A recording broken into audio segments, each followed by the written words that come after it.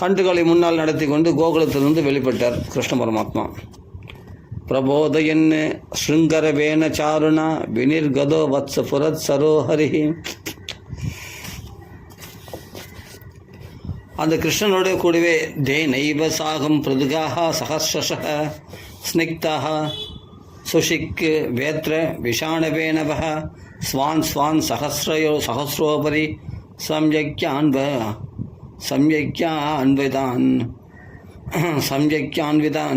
வத்சான் புரஸ்கிருத்ய வினிர்ஜயுர்முதா. அப்போது சுஷிக்னா அழகான உரி. அப்போ வேத்திர அப்படின்னா பெரம்பு, விஷான வேணபகா கொம்பு, புல்லாங்குழல், இதெல்லாம் ஆயிரக்கணக்கான இவைகள்லாம் ஊதிக்கொண்டு இந்த உரிகள்லாம் எடுத்துக்கொண்டு பெரம்புகள்லாம் கையில் எடுத்துக்கொண்டு கன்றுகளை மேய்ப்பவர்கள் பெரம்புலாம் வச்சுப்பாங்க இல்லையா, அந்த கோள்கள் அதெல்லாம் வச்சுட்டு இருக்காங்க. அப்போ உரிலாம் இதெல்லாம் அந்த உரியில் சாப்பாடு எல்லாமே போஜனத்தை அங்கே மத்தியானம் பசி எடுக்கும் இல்லையா, அங்கே சாப்பிட்றதுக்கு அந்த உரியில் உணவுகளை கொண்டு செல்கிறார்கள். உரி, பெரம்பு, அப்புறம் கொம்பு வச்சுருக்காங்க.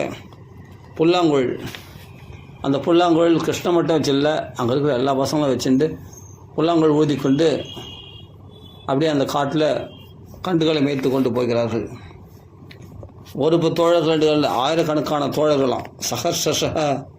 சஹஸ்ரஷ அப்படின்னு சொல்லிடுது. ஸ்னிக்தாக பிரதுகாக சரஸ்வோபரி சங்கையா அன்பிதான்னு அப்படி ஆயிரக்கணக்கான பசங்க, அவர்களுக்கு ஒருத்தருக்கு ஆயிரக்கணக்கான கன்றுகள்லாம், பகவானுக்கே லட்சக்கணக்கான மாடுகளுக்கு இப்படி முன் செலுத்தி கொண்டு மகிழ்ச்சியுடன் புறப்பட்டு போனாங்க வனத்துக்கு. அது சொல்கிறார் கிருஷ்ண வத்சல் அசங்கியாதிகி. அதாவது பகவானுடைய கன்றுகளுக்கு மட்டும் கணக்கே சொல்ல முடியலையாம். அப்படி அளவற்ற கன்றுகள் உடையவராக இருந்தாலும் கிருஷ்ணனை மட்டும் பகவானுக்கு கிருஷ்ணவத்சல் அசங்கியாதிகி யூதி கிருத்திய ஸ்வவத்சகான் சாரயந்தோ அல்ப லீலாபிஹி விஜக்ருஸ் தத்திர எல்லாமே ஒரே ஏன்னா அவங்க கன்றுகள் அடையாளம் தெரியலன்னா தான் சேர்த்து ஓட்ட முடியாது. அவங்க கன்றுகள் அடையாளம் தெரியுன்றதுனால எல்லா கன்றுகளையும், பசங்களுடைய கன்றுகளையும் கிருஷ்ணனுடைய கன்றுகளையும் ஒன்றா சேர்த்தே ஓட்டி மேய்க்கிறாங்க. அப்படி இது அங்கே குழந்தைங்க என்ன பண்ணால் அங்கங்கே விளையாடின்னு ஜாலியாக சிரிச்சின்னு பேசின்னு விசில் அடிச்சின்னு அந்த வாத்தியங்கள்லாம் வாசிக்கணும், புல்லாங்குழல் வாசித்து கொண்டு கை தட்டி கொண்டு குதிச்சு கொண்டு ஆடிக்கொண்டு பாடிக்கொண்டு பசங்களை கிண்டல் பண்ணின்னு அப்படியே ஒரு ஜாலியாக விளையாடிக்கினே விளையாட்டாக தான் அந்த அந்த கன்றுகளை மேய்க்கிற செயல்களை செய்கிறார்கள். எல்லாமே ஒரு குழந்தைத்தனமாக பகவான் நம்மளுக்கு என்ன சொல்லிக் கொடுக்குறான் பாருங்கள்.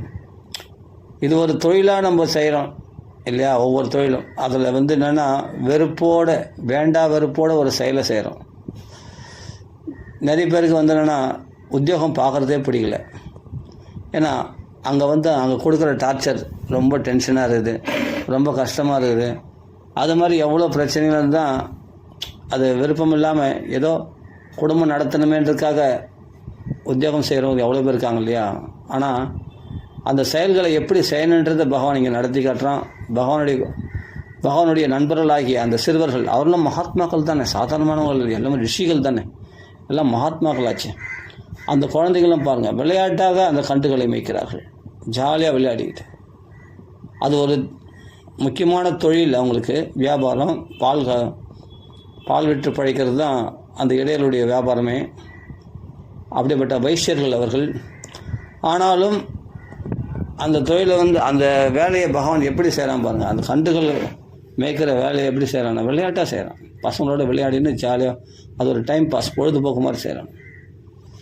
அப்போது கன்றுகள் மேய்க்கிற அந்த வேலைகளையும் செய்கின்றான் பகவான். அதே சமயத்தில் பசங்களோட விளையாடி கொண்டும் இருக்கிறான் ஆனந்தமாக. அப்படி தான் இருக்கணும். அதாவது என்னென்னா ஒரு சுமையாக நினைக்கக்கூடாது. ஒரு வேலையை சுமையாக நினச்சாவே நம்மளுக்கு மனசு கஷ்டமாயிடும். எதையுமே பகவானுக்கு எப்படின்னா கிருஷ்ண லீலைன்னு பேர். கிருஷ்ணனுக்கு எல்லாமே விளையாட்டு தான். எல்லாத்தையுமே விளையாட்டாக செய்து பெரிய பெரிய காரியங்கள்லாம் பகவான் விளையாட்டாக செய்வான். பாரத போரையே விளையாட்டாக செய்துட்டான். கேட்டால் அது கண்ணனுடைய லீலைன்னு சொல்கிறாங்க. ஆமாம், அது வந்து என்னென்னா குருஷேத்திர லீலை, அது துவாரகா லீலை. நான் யாதவரெல்லாம் சம்மாரம் பண்ணிட்டான். அவர்களுக்குள்ளே கலகம் உண்டாக்கி அவர்களையே சம்மாரம் பண்ண வச்சான் பகவான். பூமி பாரத்தை குறைச்சான். யாதவர்கள் கூட பூமிக்கு பாரம்னு சொல்லி குறைக்க வச்சான்னா அதுவும் பகவானுடைய லீலைன்னு சொல்கிறோம். அது துவாரகா லீலைன்னு சொல்கிறோம், குருஷேத்திர லீலைன்னு சொல்கிறோம். பிருந்தாவனத்தில் எவ்வளோ லீலைகள் யோசிச்சு பாருங்கள். பகாசுரனை வதம் பண்ணுறார், அகாசுரனை வதம் பண்ணுறார், திருநாவர்த்தனை வதம் பண்ணுறார், கோகுல லீலை போத திருநாவர்த்தனை வதம் பண்ணுறார், எவ்வளோ வத்சாசுரனை வதம் பண்ணுறார். அப்புறம் பார்த்தா தேனுகாசுரனை வதம் பண்ணுறார். எவ்வளோ அசுரர்கள் வதம் பண்ணுறார். எல்லாமே ஒரு விளையாட்டு பகவானுக்கு. அத்தனை லீலைகள் தான் சொல்கிறோம், கிருஷ்ணனுடைய லீலைகள் அப்படின்னு சொல்கிறோம். 10ஆம் ஸ்கந்தம் போகிறோம். எல்லாமே பகவான் ஒரு விளையாட்டு.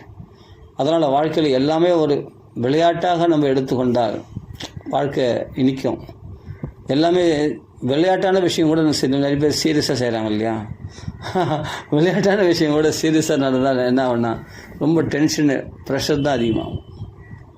அதனால் பகவானை பின்பற்றுபவர்கள், அந்த பக்தர்களாகிய கோபர்களும் விளையாடி கொண்டு ஆனந்தமாக பாடி ஆடிக்கொண்டு கட்டுகளை மேய்த்து கொண்டு இருக்கிறார்கள். அவருடைய செயல்களை செய்கிறார்கள். இதுதான் பகவானத்தில் கற்றுக்க வேண்டிய பாடம். அதுதான் இங்கே சொல்கிறார். லீலாபிகி விஜகுருஸ் தத்திர லீலாபிகி, விளையாட்டு சாரையந்தோ அற்ப லீலாபிகி, சின்ன குழந்தைகள் போல் விளையாடி கொண்டு, சின்ன குழந்தைகள் தானே அவங்க, அப்படி விளையாடி கொண்டு விஜகுருஸ் தத்திர விளையாட்டுகளால் விளையாடினார்கள். ஆச்சரியம். அப்போது இந்த காக்கை, பொண்ணு, குந்துமணி, தங்கம் இவைகளால் தங்களை அலங்கரிச்சிருக்காங்க. அப்பா அம்மாலாம் வீட்டிலேருந்து வெளியே வரும்போதே தங்க நகைகள்லாம் போட்டு அலங்கரிச்சிருக்காங்க. அந்தளவுக்கு அந்த கோபுரம்லாம் செல்வ செழிப்பாக இருந்திருக்காங்க. ரமா கிரீடகா, லக்ஷ்மி விளையாடினாள் அந்த இடத்துல. கோகுலத்தில் பிருந்தாவனத்தில் லக்ஷ்மி விளையாடினாள். ஏன்னா பகவான் இருக்கிறான் இல்லையா, சாக்ஷாத் கிருஷ்ண பரமாத்மா இருந்தால் அங்கே மகாலட்சுமி இருப்பாளே. அதனால் செல்வ செழிப்புக்கு குறைச்சலே இல்லையா. அதனால் இந்த குழந்தைகள்லாம் நல்ல ஆடை ஆபரணங்கள்லாம் உடுத்தின்னு நல்ல உயர்ந்த வஸ்திரங்கள் உடுத்தி கொண்டு தான் இருந்துதான். இதை மாடு மேய்க்கிற பசங்க தான் ரொம்ப இலக்கரமாக நினச்சிடக்கூடாது. நல்லா அலங்கார பூஷிதர்களோடு இருந்தாங்களாம். ஆனால் அந்த அப்பா அம்மா பண்ண அலங்காரங்கள்லாம் போதலைன்னு சொல்லிட்டு இங்கே வந்து என்னென்னா புஷ்பங்கள், காட்டு புஷ்பங்களும் துளிர்களாலையும் இலைகளாலையும் தன் காதுகளை சொருகிண்டு தன் தலையில் அப்படியே பெரிய பெரிய நிறைய முடி இருக்கு இல்லையா குழந்தைகளுக்கு. அப்படி இருக்கும்போது அப்போல்லாம் சிகை வச்சுருப்பாங்களே, குழந்தைகள்லாம் நல்லா அடர்த்தியாக இருக்குமே முடியுங்களா குழந்தைகளுக்கு. அப்படி இருக்கும்போது கிருஷ்ணன்லாம் ஒன்றும் குருகுல வாசம்லாம் பண்ணல இல்லையா. அப்படிங்கும்போது கிருஷ்ணன்லாம் அதனால் அடர்த்தியான முடி இருக்குது. அதில் என்னென்னா பூக்கள்லாம் சொருவி வைப்பானா பகவான். மயில் பீலியெல்லாம் சொருவி வைப்பானா நெத்தியில், அந்த கொண்டையில். அதெல்லாம் பார்க்குறதுக்கு அழகாக இருக்குமா. அம்மா அப்பா பண்ண அலங்காரம் போதலை, பட்டு வஸ்திரம்லாம் அவங்க அழகான வஸ்திரங்கள்லாம் கட்டி அனுப்புவாங்க அந்த கண்டுகளை மேய்க்கிறதுக்கு. நல்ல நகைகள்லாம் போட்டு அனுப்புவாங்க. அப்புறம் குந்துமணி, இந்த மணிகள்லாம் கழுத்தில் மணிகள்லாம் போட்டு அனுப்புவாங்க. அழகழகாக குழந்தைகளுக்கு அலங்காரம் பண்ணியிருப்பாங்க. தலையிலலாம் மணிகள் சுற்றிலாம் அனுப்புவாங்க. எல்லா அலங்காரம் பண்ணியிருந்தாலும் அவங்க குழந்தைகள் என்ன பண்ணும், வனத்தில் சில புஷ்பங்கள்லாம் எடுத்து காதில் சொருகிக்கும், தலையில் சொருகிக்கும். மயில் தோகை இருந்தால் அந்த மயில் தோகை நெத்தியில் தன்னுடைய முன்னுச்சியில் சொருகிப்பாங்க. அது கிருஷ்ணனும் சொருகியிருப்பான். அப்போ இது என்னென்ன அலங்காரத்துக்கு மேலே ஒரு அலங்காரம், ரொம்ப அருமையாக இருக்கும் பார்க்கறதுக்கு. இந்த காட்டு புஷ்பங்களால் தன்னை அலங்கரித்துக் கொள்வார்கள். அதான் சொல்கிறார். பல பிரபால ஸ்தபக சுமனகா பிச்சதாதுபிகி காச்ச குஞ்சாமணிகி ஸ்வர்ணபூஷிதா அப்யபூஷையன்னு. அப்போ அந்த காய்கள், சில காய்கள்லாம் என்ன பண்ணுவாங்க, அழகாக இருக்கும் அந்த காய்கள் பார்த்து அதை அப்படியே மாலையாக கட்டி கழுத்தில் போட்டுப்பாங்க. இதெல்லாம் ஒரு அலங்காரம் பசங்களுக்கு, ஜாலி தான் எல்லாமே. அப்படிலாம் மாலை மாதிரி போட்டுப்பாங்க. துளிர்கள், இந்த பசுமையான துளிர்கள்லாம் இருக்குது இல்லையா, மரத்தினுடைய துளிர்கள், இலைகள் முனையில் துளிராக இருக்கும் பற்றியா, அதெல்லாம் அழகாக இருக்கும் பார்க்குறது. அதெல்லாம் சேர்த்து தன்னை அலங்காரம் பண்ணிப்பாங்க. இப்படிலாம் காய்கள், துளிர்கள், பூங்கொத்துக்கள், புஷ்பங்கள், மயில் தோகை, அப்புறமா இந்த செங்கல் பொடிலாம் இருக்குது இல்லையா, அந்த செங்கல் பொடிலாம் தன் உடம்புல பூசிப்பாங்களாம் அழகாக, சிவப்பாக இருக்குன்னு. இப்படிலாம் தன்னை அலங்காரம் பண்ணிக்கிறாங்களாம். பல பிரபால ஸ்தபகசு மனப்பிச்சதாதுபிகி அபூஷையன்னு தங்களை அறிந்து அலங்கரித்து கொண்டார்கள். முஷ்ணந்தோ அந்யோன்ய சிக்கியாதின்னு ஞாதானாராஷ்ட சிக்ஷுபு தத்ரத்யாஸ்ச புனர்தூராத்து ஹசந்தஸ்ச புனர்ததுஹு. ஒருத்தர் உரி எடுத்துருக்காங்க இல்லையா, அந்த சாப்பாடு மூட்டை, அந்த சாப்பாடு மூட்டை எடுத்து ஒழுகி வச்சுடுவாங்களாம். ஒழுகி வச்சிட்டாங்கன்னா அதை கண்டுபிடிக்கணும். அதை கண்டுபிடிச்சிட்டாங்கன்னா மறுபடியும் அவங்க இருக்கிற இடத்துல எடுத்து அவங்க இடத்துல இது கொண்டு போய் வச்சுடுவாங்களாம் அந்த உரியை. அப்படிலாம் விளையாடுவாங்க. அப்படியே அந்த உரிகளை சாப்பாடு மூட்டையை ஒழிச்சு வச்சு விளையாடுறது. சில பேர்லாம் என்ன பண்ணால் தேடி தேடி பார்த்துட்டு தன்னுடைய சாப்பாடு மூட்டை காணும் அழ ஆரம்பிச்சிட்டாங்கன்னா அவங்கள அழ விடாமல், விளையாட்டுனா விளையாட்டாக இருக்கணும். ஒருத்தரை அழ வைக்கிறது விளையாட்டு கிடையாது, நல்லா புரிஞ்சுக்கணும். சின்ன வயசில் நம்ம பார்த்துருப்போம், சில பேர் அழ வச்சு பார்ப்பாங்க, அது தப்பு. அப்படி இல்லை. இந்த குழந்தைகள் கிருஷ்ணனுடைய பக்தர்கள் அல்லவா. ஒரு அழகிற மாதிரி தெரிஞ்சால் விளையாட்டாக இருக்கணும். அது அழகிற மாதிரி தெரிஞ்சால் உடனே எடுத்து வந்து குத்துருவாங்க. எப்பப்பா நீ அழாத சீரியஸ் ஆகாத அப்படின்னு சொல்லி உடனே தூரத்தில் வைப்பாங்க, எங்கன்னா ஒழிக்க வைப்பாங்க. அதை கண்டுபிடிக்கணும். அது ஒரு விளையாட்டு. அப்படி கண்டுபிடிச்சா அவங்க சாப்பாடு போய் கப்பம் கண்டுபிடிச்சா அந்த உரியை கண்டுபிடிக்கணும். அப்படி கண்டுபிடிக்கலாம் அவங்க குழந்தை என் பை காணுமே, என்னுடைய உரி காணுமேன்னு அழுதுதுன்னா உடனே கொண்டு வந்து கொடுத்துருவாங்களாம். அது மாதிரி ஜாலியாக விளையாடுவாங்க. சிரித்து கொண்டு அவங்களே சிரிக்க செய்து கொண்டு உடனே எத்தனை கொடுத்துருவாங்க. அழாத என்ன, நல்லா சரி, ஜாலியாக சரி, பார் வேறு இங்கே பார், உன்னுடைய உரியில் அந்த வந்துடுச்சு பார், இந்த பார் சாப்பாடு போய் இங்கே வந்துடுச்சு பார் அப்படின்னு கொடுப்பாங்களாம். எப்படி ஜாலியாக விளையாடுற காலம் அது. அதெல்லாம் பொன்னான காலம் அதெல்லாம் இந்த குழந்தைகள். முஷ்ணந்தோ அந்யோன்ய சிக்கியாதின்னு ஞாதானாராச்ச சிக்ஷுபு தத்ருத்தியாச்ச புனர்தூராத் அசந்தஸ்ச புனர்ததுஹோ. இப்படி எதி தூரம் கதகிருஷ்ணோ வனசோபேக்ஷனாயதம் அகம் பூர்வம் ஆஹா இது சம்ஸ்பிருஷ்ய ரேமிரே. பகவான் பார்த்தான், இந்த பசங்களோட விளையாடினே இருக்கிறான். விளையாட்டுலேயே அப்படியே இருக்கும்போது டக்குன்னு இந்த பிருந்தாவனத்தை அப்படியே சுற்றி பார்த்தான், ஒரு பார்வை பார்த்தான், கடாட்சம் பண்ணான். எல்லா இடத்துலையும் பகவானுடைய பார்வை படணுமே, கடாட்சம் பண்ணணுமே அந்த பிருந்தாவனத்தை. அப்படி சுற்றி பார்க்க வரும்போது என்ன பண்ணுறான், இது பிருந்தா தேவியான துளசி தேவி. துளசி நிறைய விளையக்கூடிய இடம் அது. அதனால தான் பிருந்தைன்னா துளசின்னு அர்த்தம். அவள் நிறைய இருக்கிறது தான் அந்த துளசி வாசனை கமகமான மணக்கு அந்த இடம். அதான் பிருந்தாவனமே ரொம்ப சோபையுடையது. அங்கே பார்த்தா கோவர்த்தன உத்தாரணம் மலை இருக்குது, யமுனை நதி ஓடுறது. அங்கே பார்த்தா அழகான புஷ்பங்கள், பழங்கள், காய்கள், இலைகள், அதெல்லாம் பார்க்கும்போது ஆசையாக இருக்கும். ஆனால் அந்த பிருந்தாவன சோபையை பார்க்கறதுக்கு அப்படியே சுற்றி வர்றதுக்கு என்ன பண்ணால் பசங்களை விட்டு விளையாடினே இருந்தால் டக்குன்னு விளையாட்டை விட்டு அப்படியே தனியாக போயிட்டான் பகவான். தனியாக ஏன்னா அந்த பிருந்தாவனத்தினுடைய அந்த அழகு சோபையை சில பேர் டிஷர்ட்டில் கூட போடுறான் இல்லையா, ஐ லாஸ்ட் மை ஹார்ட் இன் பிருந்தாவன் அப்படின்ட்டு போடுறான் இல்லையா. அந்தளவுக்கு மனசை பறி கொடுக்கக்கூடிய இடம் அது பிருந்தாவனம். அந்த மனசுக்கு ரம்யமாக இருக்கக்கூடிய அந்த பிருந்தாவனத்தில் பகவானையே மயக்கிடுச்சான். ஏன்னா அங்கே பிருந்தையாகிய துளசியினுடைய வனம் இருக்கிறதுனால துளசி யார் வழிபடுறாங்களோ அவங்களுக்கு பகவான் வசமாயிடுவான் அவங்களுக்கு.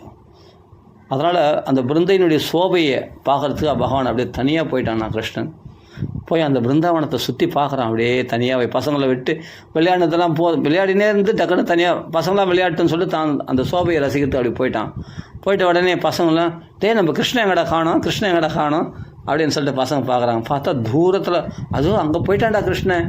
என்னமோ பாடுறான், அந்த குயில்கள்லாம் பாடுறதெல்லாம் பார்த்து ரசிக்கிறான்டா, அந்த மயில்கள் ஆடுறதெல்லாம் பார்த்து ரசிக்கிறான்டா, பாடுறான் அந்த மலை செடி கொடிகள்லாம் அந்த பசுமையை பார்த்து ரசிக்கிறான்டா, அந்த புல் தரைகள்லாம் பார்த்து அப்படியே சுற்றி பார்த்துங்கிறான். பத்தியா சரி அந்த கிருஷ்ணனை யார் முதல் தொடர்றதோ, ரெடி 1 2 3 நான் யார் முதல் தரம் பார்க்கலாம், நான் தான் ஃபஸ்ட்டு தொடுவோம், பார்க்குறியா? இல்லை நான் ஃபஸ்ட்டு.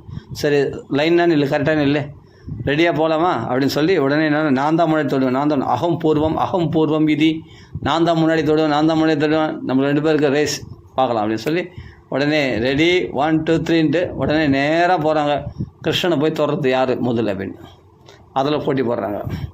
எதி தூரம் கதகா கிருஷ்ணா, தூரத்தில் போயிட்டான் கிருஷ்ணனால அவனை போய் தொடரணுமா. வன சோபேக்ஷனாயதம், வனத்தினுடைய சோபையை அனுபவிக்கிறான் பகவான். அகம் பூர்வம் இது சம்ஸ்பிருஷ்ய ரேமிரே. அப்படி கிருஷ்ணனை யார் முதல் தொடர்றதில் ஒரு விளையாட்டாக விளையாடுகிறார்களாம். ரேமிரே விளையாடினார்கள். அந்த கிருஷ்ணனை போய் முதல் ஒருத்தன் தொட்டான். நீ ஃபஸ்ட்டு, நான் தான் செகண்ட் தொட்டேன் தெரியுமா, நான் தான் தேர்ட் தொட்டேன் தெரியுமா, நான் தான் 4th தொட்டேன், நீ லாஸ்ட்டாக தான் வந்து தொட்ட போட அப்படின்னு. எல்லாமே கிருஷ்ணனை தொட்டு இல்லை. பரபிரம்ம ஸ்வரூபமாகிய எந்த பகவான் மனதாலையும் தொட முடியாதோ, மனசுக்கு எட்டாதவனோ, வாக்குக்கு மனசுக்கு புத்திக்கெல்லாம் எட்டாதவனோ அந்த பரபிரம்மத்தை சுலபமாக இந்த பஞ்சபூதமான இந்த சரீரம் ஊன கண்களாலேயும் பார்த்து ரசித்து அந்த கைகளால் தொட்டு அவனோட மல்யுத்தம் பண்ணி அது அப்படிலாம் விளையாடினார்கள்னா, கட்டி புரண்டு விளையாடினார்கள்னா என்ன பாக்கியம் பண்ணியிருக்காங்க யோசிச்சு பாருங்க. இப்படிலாம் கிருஷ்ணனை தொட்டு விளையாடுறாங்களாம். சம்ஸ்பிருஷ்ய ரேமிரே. அகம் பூர்வம் இது சம்ஸ்பிருஷ்யரேமிரே. இதெல்லாம் அருமையான ஸ்லோகங்கள். இதெல்லாம் பகவானை அனுபவிக்கக்கூடிய ஸ்லோகங்கள். இதெல்லாம் பகவானே தொட்டு விளையாடுற பாக்கியம் பெற்றவர்கள் கோபரெல்லாம். என்ன சொல்கிறதுப்பா. கேச்சித் வேணுன் வாதயந்தோ மாந்த சுங்காணி விகேசன கேச்சித் பிருங்கஹி பிரகாயந்த கூஜந்த கோகிலேஸ்வரே. சில பசங்க என்ன பண்ணாங்க, புல்லாங்குழலை வாசித்தரலாம். இது என்ன விசேஷம்னா, கிருஷ்ணன் புல்லாங்குழல் வாசிக்கிறான். கிருஷ்ணன் புல்லாங்குழல் வாசிக்கும்போது எதிர பசங்களாம் உட்காந்துருக்காங்க. நம்ம கண்ணன் ஏதோ புல்லாங்குழல் வாசிக்கிறான், என்னன்னு கேட்கலாம் அப்படி சொல்ல. அந்த புல்லாங்குழல் வாசித்தா அந்த ராகத்தில் என்னென்னா நாரதர் வந்துட்டார், சரஸ்வதி வந்துட்டா, எல்லாம் கந்தர்வர்கள்லாம் கூட வந்துட்டாங்க. கான வித்தைகளை சிறந்தவர்களாகிய கந்தர்வர்கள்லாம் கூட வந்துட்டாங்க. அவரெல்லாம் இது என்ன ராகம், இது என்ன ஸ்வரம், என்ன ராகம் அவங்களால கண்டுபிடிக்கவே முடியலையாம். அப்படி ஒரு ஆனால் மனோரம்யமாக இருக்குது. அந்த ராகத்தில் பகவான் பாடுறானா, அந்த ராகத்தில் பகவான் புல்லாங்குழலை வாசிக்கிறானா, கேட்கறதுக்கு ரம்யமாக இருக்குது. ஆனால் எந்த ராகம் கண்டுபிடிக்கவே முடியலையா. ஆனால் அவர்களே சரஸ்வதி, பிரம்மதேவர், நாரதர் போன்ற மகாவித்வானாகிய நாரதர் போன்றவர்கள்லாம், கான வித்தையில் சிறந்தவராகிய நாரதர், அது மட்டும் இல்லை கந்தர்வர்கள்லாம், சித்ராங்கதன் கந்தர்வ ராஜன் சொல்லுவாங்க. அப்புறம் கந்தர்வர்கள் காந்தர்வ வித்தைன்னு சொல்லுவாங்க. அப்படியேப்பட்ட கான வித்தையில் சிறந்தவரெல்லாம் அவங்களாம் போட்டு மண்டையை பிச்சுக்கிறாங்க. இது என்ன ராகம்னே புரிஞ்சிக்க முடியல. ஆனால் அருமையாக இருக்குது. அப்படி ஒரு ராகத்தில் பகவான் வாசிக்கிறான் அந்த புல்லாங்குழலில்.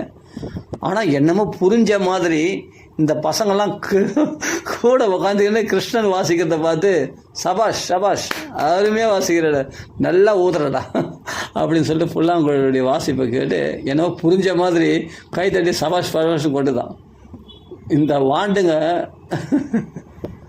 அவங்களெல்லாம் தேவரெல்லாம் 33 கோடி தேவரெல்லாம் பகவானுடைய புல்லாங்குழல் வேணுகீதத்தை கேட்கறது, வேணுகானத்தை கேட்கறது வந்திருக்காங்க. ஆனால் அவங்களாலே புரிஞ்சிக்க முடியல அந்த ராகத்தில் அது என்ன ராகத்தில் பாடுறான்னு.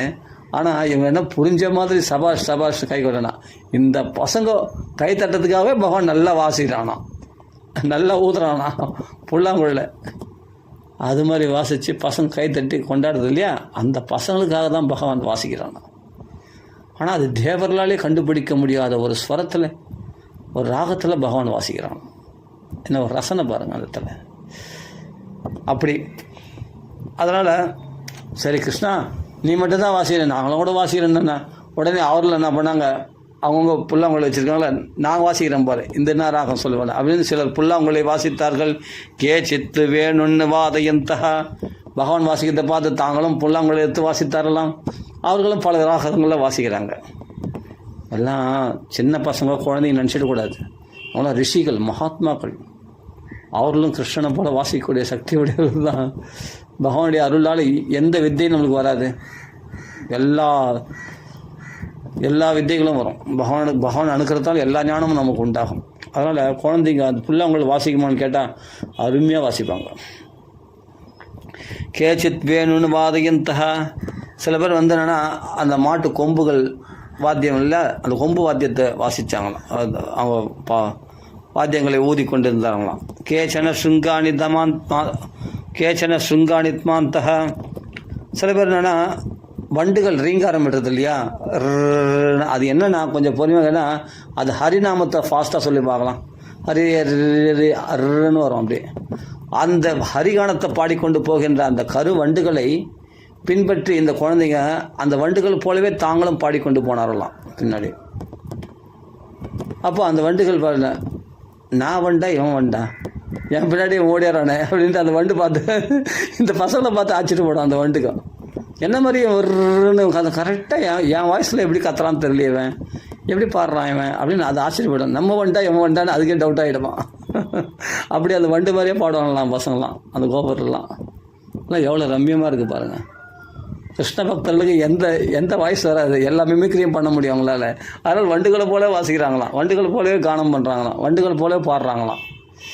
அப்போது இந்த வண்டுகள் போலே ஆயிடுச்சுங்க. யார் இந்த பசங்களாம்.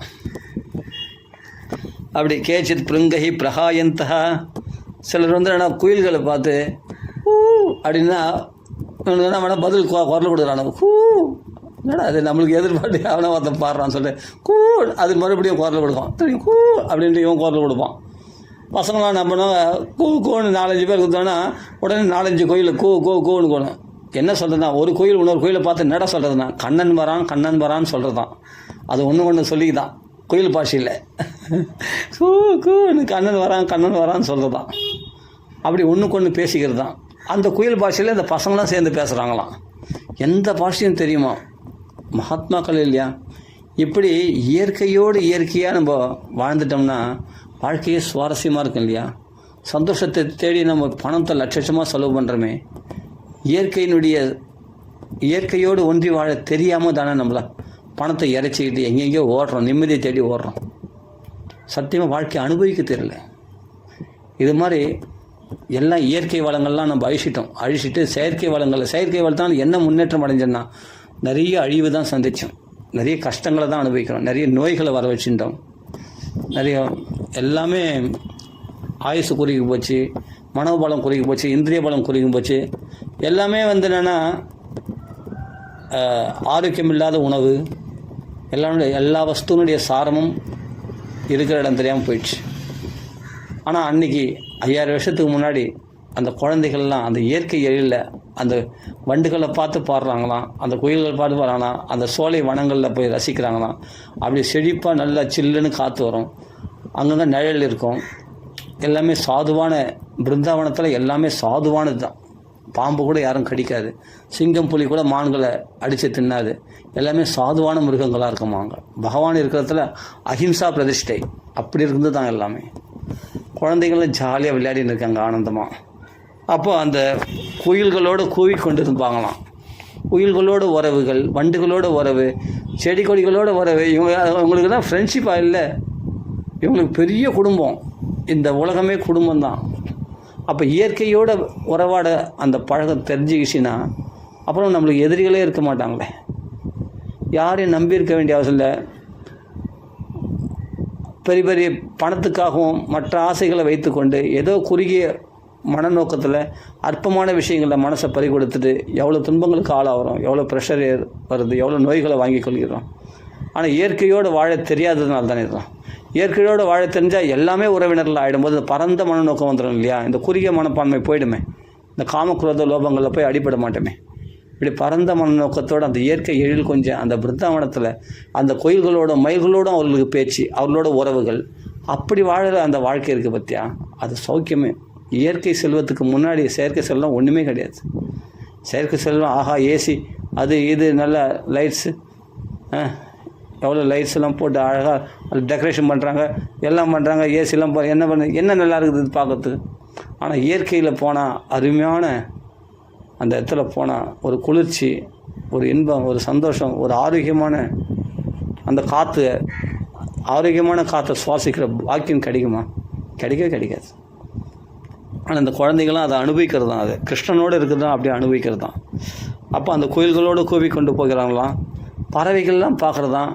பெரிய பெரிய பறவைகள்லாம் இருக்கு இல்லையா? அந்த பறவைகள்லாம் அப்படியே பறந்துன்னு போச்சுன்னா அந்த பறவை ரெக்கை பெருசாக இருக்கும் இல்லையா? அந்த ரெக்கையில் போகும்போது அந்த ரெக்கையினுடைய நிழல் பூமியில் வருது இல்லையா? அந்த நிழல் கூடவே போவாங்களாம் பசங்க. அந்த நிழல் கூடவே போனால் என்ன டக்குன்னு பறவை மேலே பார்க்கும், டக்குன்னு கீழே பார்க்கும், என்ன நம்ம நிழல் கூடவே ஒருத்தன் வரான் அப்படின்னு. ஆஹா சரி, அது ஏன் அந்த நிழல் கொடுத்துன்னு போச்சுன்னா, கிருஷ்ண பக்தர்கள் அல்லவா கோபர்கள், அவர்கள் வெயில் மேலே படக்கூடாதான். அதனால் அந்த பறவைகள்லாம் தன்னுடைய ரெக்கையினால் நிழல் கொடுத்துட்டே போச்சான். அப்படி ஒரு அனுபவம். சாயானா நிழல் அர்த்தம். விச்சாயாபிஹி பிரதாபந்த, அப்படி பறவைகளுடைய நிழல்களோடு பசங்க ஓடிக்கொண்டிருந்தாரலாம். அந்த பறவைகளும் நிழல் கொடுத்து கொண்டே பசங்களுக்கு அப்படியே நிழல் கொடுத்து கொண்டே பறந்து போனதான் மேலே. இப்படி ஹம்சகை சாது கச்சந்தா, அந்த ஹம்சபக்ஷிகள்லாம் அழகாக நடக்கிறது தான் ஹம்சகதின்னு சொல்லுவோம். ஹம்சகதின்னா சம்ஸ்கிருதத்தில், அன்னநடை அப்படின்னா தமிழில். ஒரு பெண் நடந்தால் அன்னநடை போட்டு வரா அப்படின்னு சொல்கிறேன் இல்லையா? ஒரு அழகான பெண் நடந்து வந்தாப்பா அன்னநடை மாதிரி நடந்து வரா அப்படின்னு சொல்கிறேன் இல்லையா? அது அழகு. அன்னநடை, அன்னம் வெண்மையாக இருக்கும், அழகாக இருக்கும் பார்க்கறதுக்கு. அது நடையும் அழகாக இருக்கும் பார்க்கறதுக்கு. அது மாதிரி அந்த நடையை அந்த அன்னத்துக்கள்லேருந்து கற்றுக்குறாங்க. அப்படி நடக்கிறாங்களாம் அழகாக. அது நடக்கிறத பார்த்தோன்னா, அந்த கோபுரத்தில் நடக்கிறத பார்த்தோன்னே இந்த அண்ணமே பார்த்து ஆச்சரியப்படுது. நாம் அண்ணமா இல்லை அவன் அண்ணமா, அவன் நம்மள மாதிரி நடக்கிறானா இல்லை அவனை மாதிரி நம்ம நடக்கிறோமா அப்படின்னு அதுக்கே டவுட் ஆகிடும். அந்தளவுக்கு நடப்பாங்களாம் அவங்க, அந்த அண்ணத்து மாதிரி நடப்பாங்க. அப்போ அந்த அண்ணமே இந்த பசங்களை பார்த்து நடையை கற்றுக்கணும், அவ்வளோ அழகாக நடப்பாங்களாம், அந்தளவுக்கு நடப்பாங்களாம். அந்த அண்ணன் போலவே நடந்து அந்த அண்ணத்து கூடவே நடந்து போவாங்களாம். கொக்கு கம்முன்னு உட்காந்துருந்தா பக்கத்தில் போய் கம்முன்னு உட்காந்துருவாங்களாம் இவங்க போய். அது மீனுக்கு வெயிட் பண்ணி அது உட்காந்துருக்குது. டக்குன்னு திரும்பி பார்த்தா இவன் நம்மள மாதிரி கொக்கு மாதிரியே உட்காந்து இருக்கானே இவன் அப்படின்னு சொல்லி அது ஆச்சரியப்படுமா. சரி கொஞ்சம் தள்ளி போய் உட்காருமா, அது அந்த கொக்கு பக்கத்தில் போய் தள்ளி உட்காருமா, கூடவே பக்கத்தில் போய் தள்ளி உட்காருவான், அது கூடவே சேர்ந்து அது கொஞ்சம் தொலை போவோம், கூடவே போடும். அதுக்கு என்ன ஆகிடுன்னா அது மாதிரி ஏன் இவன் நம்ம கூட வந்து உட்காடுறான், சே நம்ம தனியார்லான்னு பார்த்தா இவன் பசங்க வந்து தொல்லை பண்ணுறான்னு தொல்லையாக நினைக்காது. அந்த கொக்குலாம் அவனோட பழகிண்டு அவன் கூட உட்காந்துட்டு அது மாதிரி விளையாடின்னு இருக்கும். அந்த கொக்குகளோட கூடலாம் பழக்கம், என்ன அந்த அன்னத்தோட பழக்கம், அந்த அன்னங்களிடத்துல பேசுவாங்க, கொக்குகளோடு பேசுவாங்க. எல்லா ஜீவராசிகளும் அந்த மீன்களோட தவக்கலையோட அவைகளோடலாம், அந்த குரங்குகளோட அவைகளோட விளையாட்டு, அவருடைய பரிகாசம் இதெல்லாம் பண்ணியிருப்பாங்க. குரங்கு என்ன பண்ணால் வாழை தொங்க போட்டு மரத்தில் உட்காந்துச்சுன்னா அந்த வாழை பிடிச்சி டக்குன்னு இருப்பாங்களாம், குர்றணுமா. இவனுக்கு மறுபடியும் குர்றணுவாங்க, நம்ம குரங்கா இவன் குரங்கா, நம்மளை மாதிரி இவன் கத்துறானே இவனு குர்றன்னு அப்படின்னு அது ஆச்சரியப்படுமா. இப்படிலாம் விளையாடின்னு டக்குன்னு அப்படி அதட்டினாங்கன்னா ஒரே ஓட்டம் ஓட்டிடும், அப்படி தாவி போகும் குரங்கு. அது கூட குரங்கு இது மாதிரி அதுங்களோட விளையாடின்னு அது மரத்துக்கான அது கூடவே சேர்ந்து மரத்தில் ஏறுறது, அதுலாம் ஒன்றும் பண்ணாது. ஆனால் இவரெல்லாம் கிருஷ்ணனுடைய பக்தர்கள்னு தெரிஞ்சதுனால அது ஒன்றும் பண்ணாது. ஆசையாக தடவி கொடுக்கும், மடியில் படுக்க வச்சுக்கும், அவன் தலையில் பேன் எடுத்துடும், பேன் பார்க்கும். அந்த குரங்கெல்லாம் பழக்கமானது தான், சும்மா விளையாட்டுக்கு அப்படி வாழை பிடிச்சி எடுத்தால் டக்குன்னு குறணும், அப்படி இதே மாதிரி வானில் குறணுவாங்க. அப்போ அந்த குரங்கு பாஷையோடு பேசுவாங்க, குயில் குயிலோடு பேசுவாங்க, அது மாதிரி கொக்கோட பேசுவாங்க, எல்லா வண்டுகளோடு பேசுவாங்க. அதனுடைய ரீங்காரங்க ஏற்ற மாதிரி இவங்களும் ரீங்காரம் பண்ணுவாங்க. இப்படி அந்த பிருந்தாவன சோபையில் அவர்கள் அப்படியே கலந்துட்டாங்க அந்த பசங்கள்லாம். அப்படி இப்படிலாம் கிருஷ்ணரோடு அனுபவிக்கிறாங்க அங்கே. அந்த இடத்துல பார்த்தா மயில்கள்லாம் தோகை விரிச்சுட்டு அழகாக ஆடிட்டு இருக்கு. இவரெல்லாம் மேல் வஸ்திரம் இருக்கு இல்லையா, அந்த மேல் வஸ்திரத்தை விரித்து இவரெல்லாம் அதே மாதிரி அந்த மயில் மாதிரியே ஆடுவாங்களாம் அழகாக, சூப்பராக அதை ஆடினு அந்த மயில் பார்த்து ஆச்சரியப்பட்டு இவர்கள் ரசிக்கிறாங்கன்றதுனாலே அது இன்னும் நல்லா ஆடுமா, அது மயிலானது கிருஷ்ண பக்தர்களுக்கு ஆடி காமிக்குமா. அது இப்படிலாம் இருக்குது. கலாபிபிஹி நிருத்தியந்த கீசபாடானே விகர்ஷந்த, குரங்களுடைய வாள்களை இழுத்துக்கொண்டு அவன் குரங்களை தை திருமான்னு ஆரோகந்தஸ்ட தை சாகம். அப்போ உடனே மரங்கள் அது எழுத்துச்சுன்னா கூடவே சேர்ந்து அந்த குரங்கு மாதிரியே இவங்களும் ஏறுவாங்கலாம் அந்த மரத்தில்.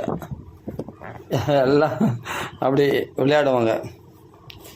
அதே சுந்தரம் அது பல்ல காமிச்சதுன்னா பல்ல காமிச்சதுன்னா டக்குன்னு இவங்களும் அதே மாதிரி பல்ல காமிப்பாங்க. அது புருவத்தை இப்படி நெரிச்சதுன்னா அதே மாதிரி புருவத்தை நெரிப்பாங்களாம்.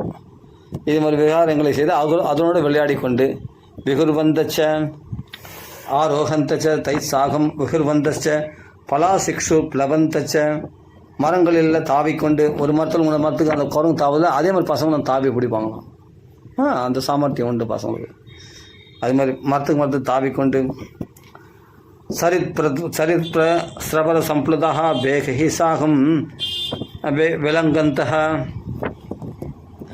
அந்த நதி பிரவாகங்கள்லாம் அழகாக நீந்தி கொண்டு போகுதுல்ல, அந்த அன்னப்பட்சிலாம் அப்படியே அழகாக நீந்தி போகுது இல்லையா, அது மாதிரி செய்து இந்த மீன்கள்லாம் நீந்தி போகுது. அதே மாதிரி எவனுக்கு அந்த யமுனையில் நீந்திட்டு அழகாக விளையாடி இருப்பாங்க, நீச்சல் அடிச்சுன்னு விளையாடி இருப்பாங்க. அந்த தண்ணியில் இருக்கிற தவக்கலையானது டக்குன்னு கரைக்கு வந்துடும். கரைக்கு வந்து இவன் டக்குன்னு கரைக்கு வந்து அந்த தவக்கலை கூடவே உட்காருவானுங்க அம்மனு. அந்த தவக்கலை பார்க்கும், இவன் ஏன் நம்ம கூட வந்து உட்காடுறான் அப்படின்னு சரின்னு சொல்லிட்டு இவனுக்கு பயந்து டக்குன்னு யமுனையில் குதிச்சுடுவான். உடனே இவனில் குதிப்பானுங்க கூடவே, டக்குன்னு மறுபடியும் யமுனை கரைக்கு ஏறிடும். அது திரும்பி யமுனில் ஏறிடுவானுங்க. அதுக்கே சோர்ந்து போகிற அளவுக்கு அந்த தவக்கலையோடு விளையாடுவாங்களாம். அது கூட சேர்ந்து நடக்கிறது, அது கூட எகிறது, அது போல் குதிக்கிறது, இது மாதிரி அந்த தவக்கலையோடு சேர்ந்து குதிக்கிறது, அவன் கரையிறது, இப்படி விளையாடி கொண்டு இருந்தாங்களாம். பேகஹி சாகம் விலங்கந்த. அப்புறமா சரி இதெல்லாம் ஒரு ஜீவராசிகள் இருக்குது, இதனோட பழகுறது சரி, தன்னுடைய நிழலோடு ஒருத்தன் பழக முடியுமா? ஆனால் ஒருத்தன் தன்னுடைய நிழலை பார்த்து திட்டினே இருப்பான், போ என் கூட வராது போ, என் கூட வராது போ, என் கூட வராது போ, என் கூட ஏன் வர போ, என் கூட வராது போ அப்படின்னு நிழலை திட்டுவானலாம். என் கூடவே வர எதுக்கு வர அப்படின்னு நிழலை பிடிச்சி தன்னுடைய நிழலே திட்டுவானலாம் பசங்க. என் கூட வராதுன்னு சொல்கிறாங்க, எதுக்கு என் கூட வர, போ போ போ போ என் கூட வராது போ அப்படின்னு அந்த நிழலை திட்டுவாங்கலாம். இப்படிலாம் விளையாடி கொண்டு நிழல், நான் தலையாசிச்சா நீயும் தலையாசிக்கிறேன், நான் கையாசிச்சா நீயும் கையாசிக்கிறேன், அப்போ எனக்கு நீ தோழனா, எனக்கு ஃப்ரெண்டா, என் கூட வராதுன்னு சொல்கிறல, வராது புரியுதா, எங்கே போனால் என் கூடவே வர அப்படின்னு சொல்லி நிழலை பார்த்து திட்டுவாங்களாம். அதை பார்த்து பரிகாசம் பண்ணுவாங்களாம். அது நம்மளை கையாட்டினோடனே அதுவும் பார்த்து கையாட்டுமா, அந்த நிழலும் இவனும் கையாட்டானா, இவன் தலையாட்டினா அது தலையாட்டுமா, அது கூட சேர்ந்து விளையாடுவாங்க. நிழலோட பழக்கம், நிழலோட ஒரு விளையாட்டு. எப்படி டைம் பாஸ் ஆகுது பாருங்கள் அவங்களுக்கு, எவ்வளோ ஜாலியாக பொழுது போகுது பாருங்கள். இப்படி விளையாட்டு அதாவது விளையாட்டு பசங்களாக இருக்காங்கன்னு நினைக்கிறோம், இல்லை விளையாட்டு புத்தியாக இருக்குதுன்னு நினைக்கிறோம். இதுதான் புத்திசாலித்தனமே. இதெல்லாம் கிருஷ்ணனோடு இருக்கும்போது வாழ்க்கையை அனுபவிக்க தெரிஞ்சவங்க தான் இப்படி இன்ச்சாக நம்மளுக்கு சுகம் எங்கே இருக்குதுன்னு நம்ம எங்கேயோ தேடுறோம். ஒவ்வொரு விஷயத்துலேயும் சுகம் இருக்குது. இயற்கையில் ஒவ்வொரு விஷயத்துலையும் பகவான் சுகம் வச்சுருக்கான். அதை அனுபவிக்க தெரிலணுன்னா சொல்லு, இப்படிதான் அந்த குழந்தைகள் அனுபவிச்சிருக்கான். தன்னுடைய நிழல் கூட பேசிக்கிட்டு பழகிக்கிட்டு அதனோட சந்தோஷம் அனுபவிக்க முடியும்னு சொன்னால் அது கிருஷ்ண பக்தர்களால் தான் முடியும். அவர்களுக்கு தான் அந்த புத்திசாலித்தனம் வரும். அப்படின்னும் போது அவர்களுக்கு எது அழுக்க போகுது இந்த உலகத்தில், என்ன பெருசாக வாழ்ந்துட்டோம், வாழ்க்கையே ஒரே சோகம். ஏன்னா பணத்தாசை, சொத்து மேலே ஆசை, அண்ணன் தம்பிகளோட சண்டை, பச்சரிப்பு, ஈகோ ப்ராப்ளம், ஒருத்தர் விட்டு கொடுக்க மனப்பான்மை இல்லாமல் கணவன் மனைக்குள்ளே கலகம், பெற்றவங்க மேலே கேஸ் போடுறது சொத்துக்காக, இது மாதிரி போட்டி போகாமல் பணத்தாசை, இந்த ஆசைகள் தானே ஒருத்தனை அழிக்கிறது, கெடுக்கிறது. இதெல்லாம் ஒன்றுமே தெரியாத வயசு இல்லையா அந்த குழந்தைகளுக்கு, கோபர்களுக்கு. அதனால் அவர்களால் சுகம் இந்த சொத்துனால சுகம், பெண்ணால் சுகம், பொண்ணால் சுகம் நினைக்கிற அந்த மனப்பான்மை, அந்த கபடமே இல்லாத அந்த அப்பழுக்கற்ற அந்த சுத்தமான கோப குழந்தைகளுக்கு நிழல்களை பார்த்து கூட கொஞ்சம் கொலாவே நிற்க முடியும். அவைகளிடத்துல கூட உறவு வச்சு நிற்க முடியும். அப்போது தவக்கலையோடு கூட பேச முடியும், மான்களோடு பேச முடியும், மீன்களோடு பேச முடியும், மயில்களோடு ஆட முடியும், குயில்களோடு கோவ முடியும். அப்படின்னும் போது அந்த வாழ்க்கை எப்படின்னா எந்த வித பெருசாக ஒன்றும் ஆசை கிடையாது.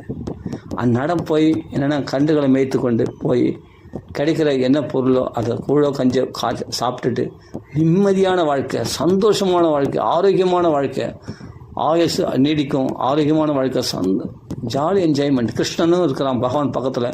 அதனால தானே அந்த இடத்துல தேடி போனான் கிருஷ்ணன். மதுரா நகரவாசம் கூட நரகவாசம். அது கம்சன் இருக்கிற இடம், அது கம்சன் இருக்கிற இடமாச்சு அப்படின்னா அது நகரவாசனை கூட அது நரகவாசம். ஏன்னா கம்சன் இருந்தாவே நரகம் தான் அது அப்படின்னு சொல்லிட்டு அந்த இடத்த விட்டு பகவான் கோகுலத்துக்கு பிருந்தாவனத்துக்கு ஏன் தேடி போனான்? இப்பேற்பட்ட எழில் மிக்க அந்த குழந்தைகள்லாம் ஆனந்தமாக இருக்கக்கூடிய இவர்களோடு சேர்ந்து விளையாடி கிடைச்சதில் திருப்தி அடைஞ்சுண்டு ஆனந்தப்பட்டு வாழ்க்கையை இன்பமாக கழிக்கின்ற இவர்களோடு சேரணும் ஆசைப்பட்டு தானே பகவான் இந்த கோகுலத்துக்கு வந்தான், பிருந்தாவனத்துக்கு வந்தான். கிடைக்குமா இந்த பாக்கியம்? கிடைக்குமா? பகவானே ஆசைப்பட்டு வந்தான். எளிமையான வாழ்க்கை, ஆனால் நிம்மதியான வாழ்க்கை, சாந்தியான வாழ்க்கை, இயற்கையோட வாழ்க்கை, இயற்கையோட ஒன்றி போகிற வாழ்க்கை. இது எப்படி இருக்குது பாருங்கள். இயற்கை செல்வத்துக்கு முன்னாடியே அந்த செயற்கை செல்வமானது ஒன்றுமே கிடையாது. பசங்களோடு அப்படி ஆனந்தமாக விளையாடுறானா பகவான். பசங்களும் சந்தோஷமாக இருக்காங்க, மற்றவங்களையும் சிரிக்க வைக்கிறாங்க, தாங்களும் சிரிச்சுட்டு சந்தோஷமாக இருக்காங்க. ஆசையந்த அப்படி வருது, அப்படியே ஸ்லோகம் வருது, அப்படியே படிக்கலாம். அப்படி நதி பிரவாகங்களை நின்று தவளைகளும் குதித்து கொண்டு நிழலை பார்த்து சிரித்து கொண்டு நிழல் பார்த்து சிரிப்பாங்களாம். பத்தியா, ஏன்னா நான் சிரிக்கிறேன், நீ சிரிக்க முடியல பத்தியா. நிழல் சிரிக்குமா? நிழல் சிரிக்காது. நிழல் தலையாட்டம் சொன்னால் தலையாட்டம், நிழலில் பல்லாம் தெரியாது இல்லையா, சிரிக்குமா பத்தியா. என்னால் செய்ய முடியாது, எல்லாம் செய்ய முடியாது. என்னால் சிரிக்கிற மாதிரி ஒன்றால் சிரிக்க முடியுதா? நிழலால் சிரிக்க முடியாது, தலை தான் தெரியும், பல்லுலாம் தெரியாது. அப்போ நிழலை பார்த்து சிரிச்சுன்னு இருந்தாங்களாம். அப்போ அந்த நிழலை பார்த்து பார்த்தேன், என்ன மாதிரியே தலையாட்டுறியே, என்ன மாதிரி கையாட்டுறியே அப்படின்னு சொல்லிட்டு அதை பார்த்து சிரித்து அதனோட பேச்சு வார்த்தை அப்படி கிடிக்கிறாங்க. பிரதிஸ்வனான்னு சபந்தா என்ன பண்ணுவாங்களா, டேய் யார்றாங்க அப்படின்னா ஒரு எதிரொலி கேட்கும், டேய் யார்றாங்க. அந்த வனத்தில் பார்த்தா கத்துனாங்கன்னா உடனே எதிரொலி கேட்கும், டே கிருஷ்ணா. அங்கே பார்த்தா எதிரொலி, டே கிருஷ்ணா, ஏ ஸ்ரீவத்சா, வத்சா, ஏ வத்சா, ஏ பாலா, ஏ ஸ்தோ கிருஷ்ணா அப்படின்னா அந்த ஸ்தோ கிருஷ்ணா எதிரொலி எடுமா. அந்த வந்தால் என்ன பண்ணுறான் பார் அப்படின்னா, வந்தால் என்ன பண்ணுறான் பார் அப்படின்னு எதிரொலி கேட்குமா. அந்த எதிரொலிகளை திட்டின்னு இருப்பாங்களாம். இவங்களுடைய குரலே தான் அது எதிரொலிக்குது. அந்த எதிரொலி இவங்களுக்கு திருப்பி அந்த எதிரொலி பார்த்தா நான் பேசுகிறேன் நீ பேசுவியா அப்படின்னா, எதிரொலி என்ன பண்ண, நான் பேசுகிறேன் நீ பேசுவியா அப்படின்னு எதிரொலிக்கும். திருப்பி பாடுறா என்ன மாதிரியே பேசுகிறேன்னு, திருப்பி பாடுறா என்ன மாதிரியே பேசுகிறான் அப்படின்ட்டு, திரும்பி பாரு இது மாதிரி பேசாத, திரும்பி பாரு என்ன மாதிரி பேசாத அப்படின்னு எதிரொலிக்குமா. அந்த எதிரொலிகளை பரிகசித்து கொண்டு, அந்த எதிரொலிகளை திட்டிக் கொண்டு இவர்கள் அந்த வனத்தில் சஞ்சரித்தரலாம் பசங்களாம். எதிரொலி கேட்கும் இல்லையா, நம்ம பேசினா எக்கோ வாய்ஸ் சொல்கிறேன் இல்லையா, அதான் எதிரொலி. அந்த எதிரொலி கேட்கும்பொழுது அந்த எதிரொலியை திட்டுவாங்களாம். ஏன் என்ன மாதிரி நீ பேசுகிற, ஏன் என்ன மாதிரி பேசுகிற அப்படின்னு கேட்குவான். பாடுறா திருப்பி அவள் பேசாத, திருப்பி அவள் பேசாத அப்படின்னு எதிரொலிக்குமா. அதனோட திட்டின்னு அப்படி காலத்தை பொழுது போகணும்.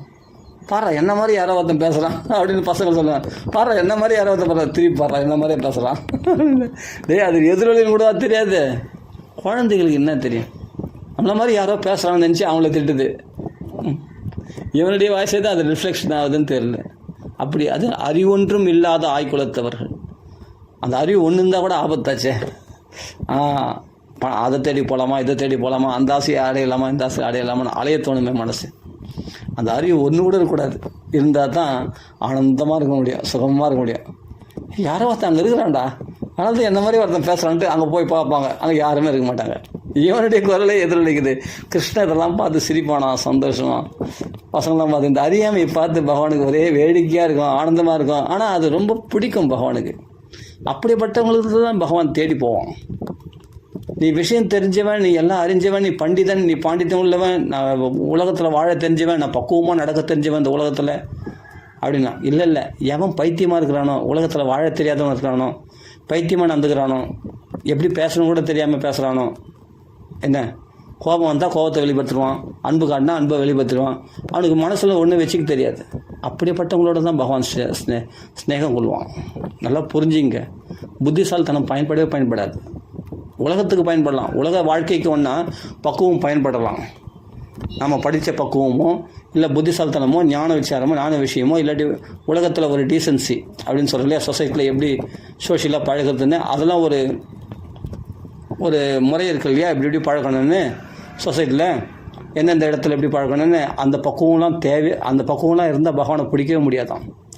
எவன் பைத்தியக்காரனாக இருக்கிறானோ, கோபம் வந்தால் கோபத்தை வெளிப்படுத்தணும், அன்பு வந்தால் அன்பை வெளிப்படுத்தணும். எதையும் ஒளிவு மறைவு இல்லாமல் எவன் நடந்துக்கிறானோ, அப்படி எதுவும் தெரியாமல் இருக்கிறானோ, உலகத்தில் வாழ தெரியாமல் இருக்கிறானோ, பழக தெரியாமல் இருக்கிறானோ, அவனை தான் பகவானுக்கு ரொம்ப பிடிக்குமா.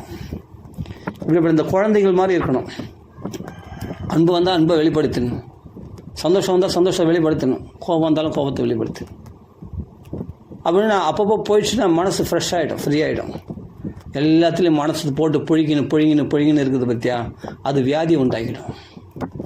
அது மாதிரி அந்த குழந்தைகள் என்னென்னா அப்பப்போ அந்தந்த தன்மைகளை வெளிப்படுத்தி சின்ன வயசுலேருந்து பழகணும். திடீர்னு வராது. இதெல்லாம் இயற்கையாக வரணும். இதெல்லாம் அந்த குழந்தைங்க அப்படி வளர்ந்தது. அந்த குழந்தைகள் போல் இருக்கணும். அதுக்கு எதுவுமே தெரியாது பாரு. அழுக வந்தால் டக்குன்னு அழுதுடும், சிரிப்பு வந்தால் சிரிச்சிடும். இங்கெல்லாம் அழுதா நம்மளுக்கு அசிங்கம் அப்படிலாம் நினைக்காது, உடனே அழுதுடும். சிரிப்பு வந்தால் நல்லா சிரிக்கும், விளையாட சொன்னால் நல்லா விளையாடும். அப்படிப்பட்டவங்களுக்கு தான் பகவான் கிடைப்பான். நீ உலகத்தில் வாழ தெரிஞ்சவனாக இருக்கிறேன், நான் பக்குவமாக இருக்கிறேன்னா உனக்கு கிடைக்க மாட்டான். நான் வாழ தெரிஞ்சவன் பக்குவமாக இருக்கிறேன்னா அப்போ உனக்குள்ளே உன்னை காப்பாற்றிக்கக்கூடிய பலம் உனக்கு இருக்குது. அப்படின்னா பகவானை நீ முழுசாக சரணாகதி அடைய மாட்டேன். அதாவது நமக்குள்ளே ஒரு சாமர்த்தியம் இருக்குது, அந்த சாமர்த்தியம் நம்மளை பழக்க வச்சிடும், நம்மளை வாழ வைக்கும். இப்போ நம்ம ஒரு சில பேர் நல்லா ஒரு பிஏ படிச்சிடும், எம்ஏ படிச்சிடும், நல்லா இது பண்ணி பிகாம் படிச்சிடும், சரி ஓகே, அது நம்ம படிப்பு நம்மளை வாழ வச்சிடும். நம்மளுக்குள்ளே இருக்கிற ஞானம், நம்மளுக்குள்ளே இருக்கிற டேலண்ட்டு, அதை வச்சு நம்ம பழச்சிக்கலாம் அப்படின்னு நம்ம நம்புகிறோம். ஆனால் இதெல்லாம் ஒன்றுமே இல்லையே. கோபர்கள் அப்போ யார் காப்பாற்றணும்னா பகவான் காப்பாற்றணும். நமக்கு எந்த ஒரு திறமைகளும் இல்லைன்னா பகவான் காப்பாற்றுவோம். நான் கைவிட்ட கேஸ் அப்படின்னு அவங்க தான் பூர்ணமாக பகவானை சரணாகதி அடைய முடியும். எதனா ஒன்று இருக்குதுன்னா கூட நம்மளுக்கு ஆபத்து. பகவான் கிட்ட நெருங்கவே முடியாது. ஏன்னா அந்த அந்த அந்த ஒரே ஒரு அகங்காரம், எனக்கு இது தெரியும் அப்படின்னு ஒரு அகங்காரம் உனக்குள்ளே இருக்குது. அப்போ அது இருக்கிற வரையும் பகவான் உங்ககிட்ட நெருங்க மாட்டான், சகஜமாக பழக மாட்டான். எனக்கு ஒரு அறிவு இருக்குது, இந்த விஷயம் எனக்கு சரி அப்படின்ற அதில் ஒரு கர்வம் இருக்குது பார்த்தியா, அது நம்ம பகவானை நெருங்க விடாது பண்ணிட்டோம். அறிவு ஒன்றும் இல்லாத ஆய்குலத்தவன் அந்த குழந்தைகள், அதனால தான் அதெல்லாம் ஃப்ரீயாக பழக முடியுது. பகவானோட தோல் மேலே போய் கை போட்டு பகவான் பழகிறான். தேவர்களே வந்து என்னென்னா தேவர்களுக்கெல்லாம் சிறந்த தேவர்களாச்சு, அவர்கள் நாகரிகம் தெரிஞ்சவர்களாச்சு. தேவநாகரிகம் சொல்கிறேன் இல்லையா, தேவர்களுக்குன்னு ஒரு நாகரிகம் இருக்குது. அவர்கள்லாம் வந்து என்னென்னா பகவானை தொட்டு கும்பிட்றாங்க. கிருஷ்ணன் நம்ம என்னென்னா கப்பு கப்புன்னு குதிரை தாண்டுறாங்களாம் பசங்களாம் சேர்ந்து. அப்போ ஏன்னா கிருஷ்ணன் கவலைக்கப்படம் இல்லாதவங்களுக்கு தான் பகவான் பிடிக்குது. அதாவது உலகத்தில் பைத்தியமாக இருக்கிறவங்களுக்கு பகவானுக்கு ரொம்ப பிடிக்கும். உலகத்தில் எல்லாம் வெறுக்கிறாங்க ஒருத்தனை, சத்தியமாக சொல்கிறேன், இது நான் சொல்கிறது வந்து பொய்ன்னு நினைக்காதீங்க. நடந்த விஷயம் ஏற்கனவே முன்னோர்களால் அது மாதிரி தான் கடைப்பிடிச்சிருக்காங்க. பைத்தியக்காரத்தனமாக நடந்திருக்காங்க. அவங்களாம் பார்த்தா பித்தர்கள் சொல்லுவாங்க, சித்தர்கள் சொல்லுவாங்க. அவங்களாம் பார்த்தா பைத்தியம் மாதிரி உலகத்தில் என்ன செய்யுதுன்னே தெரியாமல், எப்படி வாழுதுன்னே தெரியாமல் அங்கே கோபத்தை வெளிப்படுத்துவாங்க, அங்கங்கே உட்காருவாங்க, கண்டத்தில் சாப்பிடுவாங்க, அழுக்கடைந்த உடலோடு இருப்பாங்க, எப்படி வேணா இருப்பாங்க. அவரெல்லாம் பித்தர்கள். அவங்களாம் வந்து என்னென்னா, ஆனால் அவங்கள தான் பகவான் ரொம்ப பிடிக்கும். தனக்குன்னு அதெல்லாம் எடுத்து வச்சுக்கிறான் ஒருத்தன், சொத்து சேர்த்து வச்சுக்கிறான், தனக்குன்னு ஒன்று எடுத்து வச்சுக்கிறான், நாளைக்குன்னு ஒன்று எடுத்து வைக்கிறான்னு வச்சுக்க, அவன்கிட்ட பகவான் இருக்கிறது ரொம்ப கஷ்டம். தனக்குன்னு எதுவுமே இல்லை, எல்லாம் பகவதர்ப்பணம், சர்வம் ஸ்ரீ கிருஷ்ணார்ப்பணம் வஸ்து அப்படின்னு வர வச்சுங்க, அவனை பார்த்தா ரொம்ப பிடிக்கும். பகவான் கட்டி பிடிச்சுவான் அவனை போய். ஏன்னா நாளைக்கு கதை நாளைக்கு பார்த்தோன்னா பகவான் இன்றைக்கி படியாளதவன் நாளைக்கு படியாளுக்க மாட்டானா, அவன் பார்த்துக்கிறான். நமக்கு எதுக்கு? நாமளை காப்பாற்றிக்கணும்னு நினைக்கும்போது தானே அங்கே அகங்காரம் தலையெடுக்குது. என்னை காப்பாற்றுறவன் இறைவன் இருக்கிறான், என் கிருஷ்ணன் இருக்கான். அப்புறம் நான் இங்கே அப்படி தான் சொல்ல போகுது பசங்களாம்.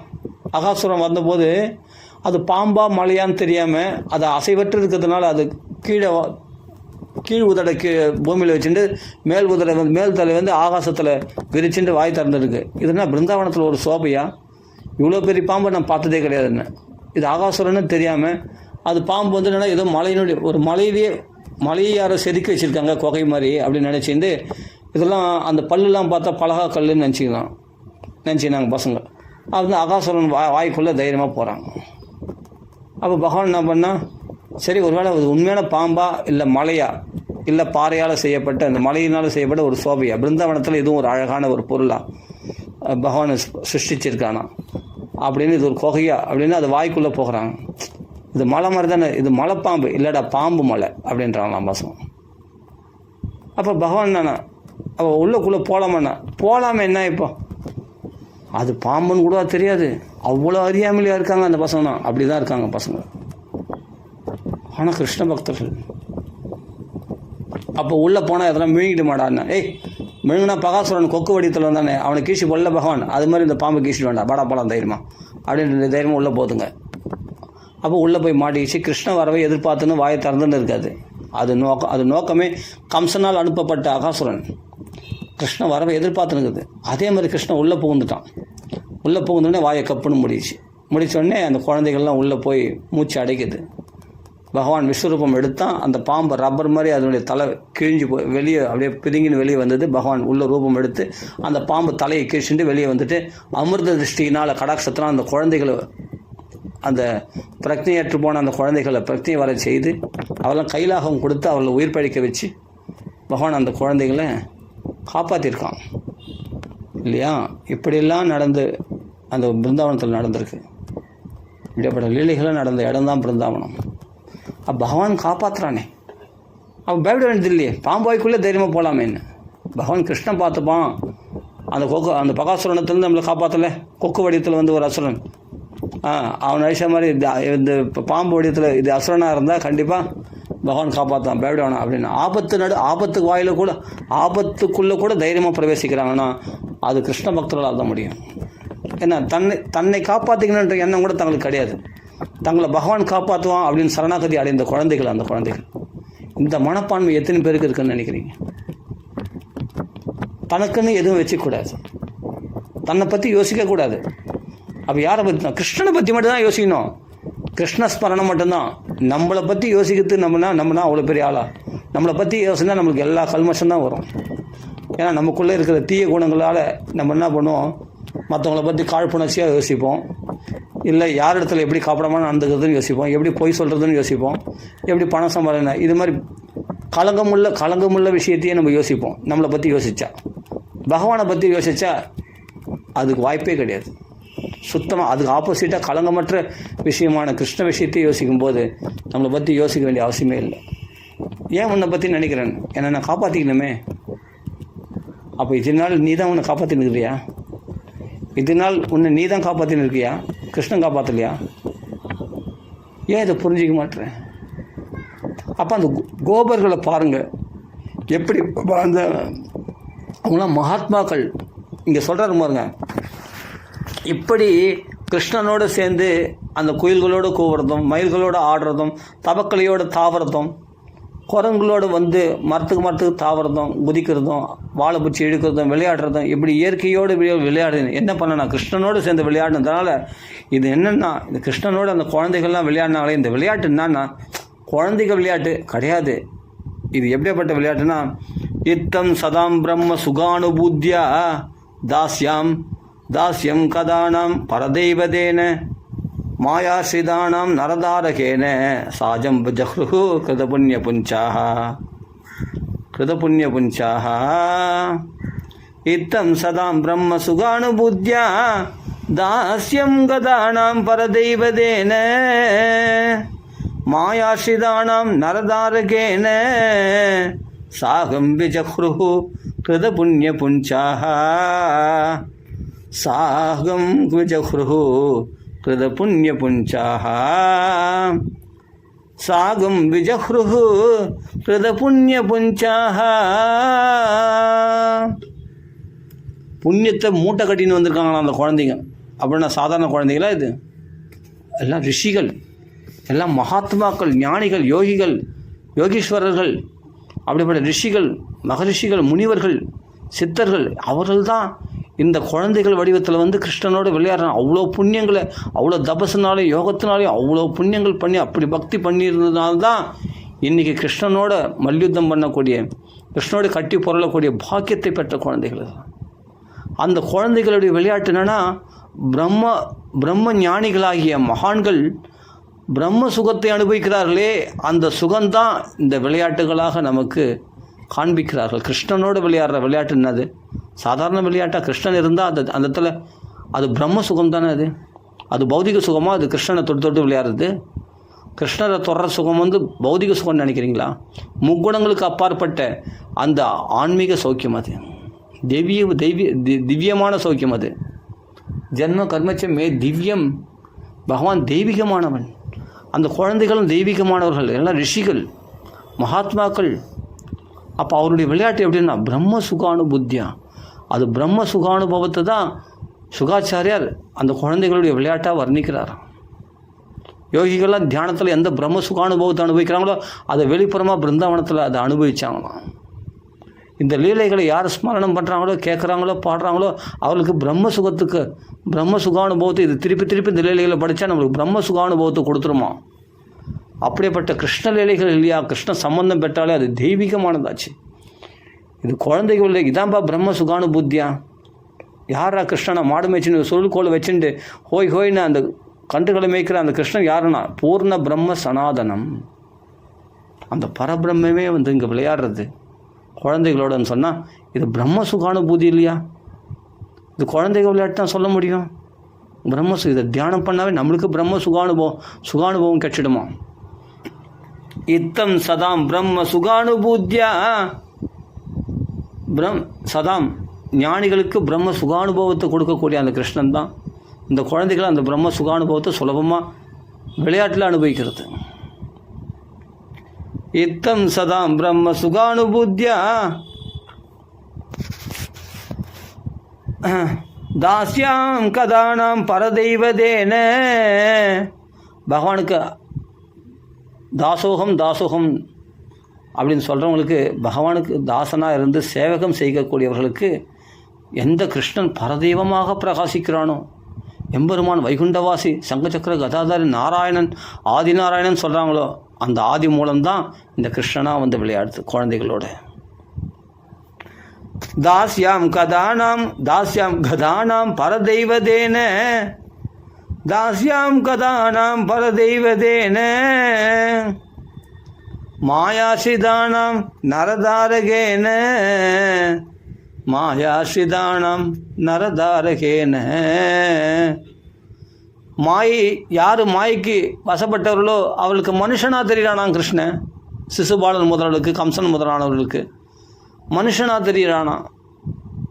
ஆனால் மகான்களுக்கு, பக்தர்களுக்கு பரதெய்வமாக தெரியுதான் அது கிருஷ்ணன்.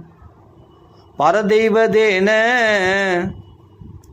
ஆனால் ஞானிகளுக்கெல்லாம் இது பிரம்ம சுகானுபவம் இல்லையா? அந்த பிரம்ம சுகானுபவத்தை ஒரு உருவம் எடுத்துன்னு வந்தால் எப்படி இருக்கணும்? அது கிருஷ்ணனாக இருக்குமா? அது சச்சிதானந்த ஸ்வரூபனாகிய கிருஷ்ணன் தான் அது. அப்படின்னு இத்தம் சதாம் பிரம்ம சுகானுபூத்யா இத்தம் சதாம் பிரம்ம சுகானுபூத்யா தாஸ்யம் கதானாம் பரதெய்வதேன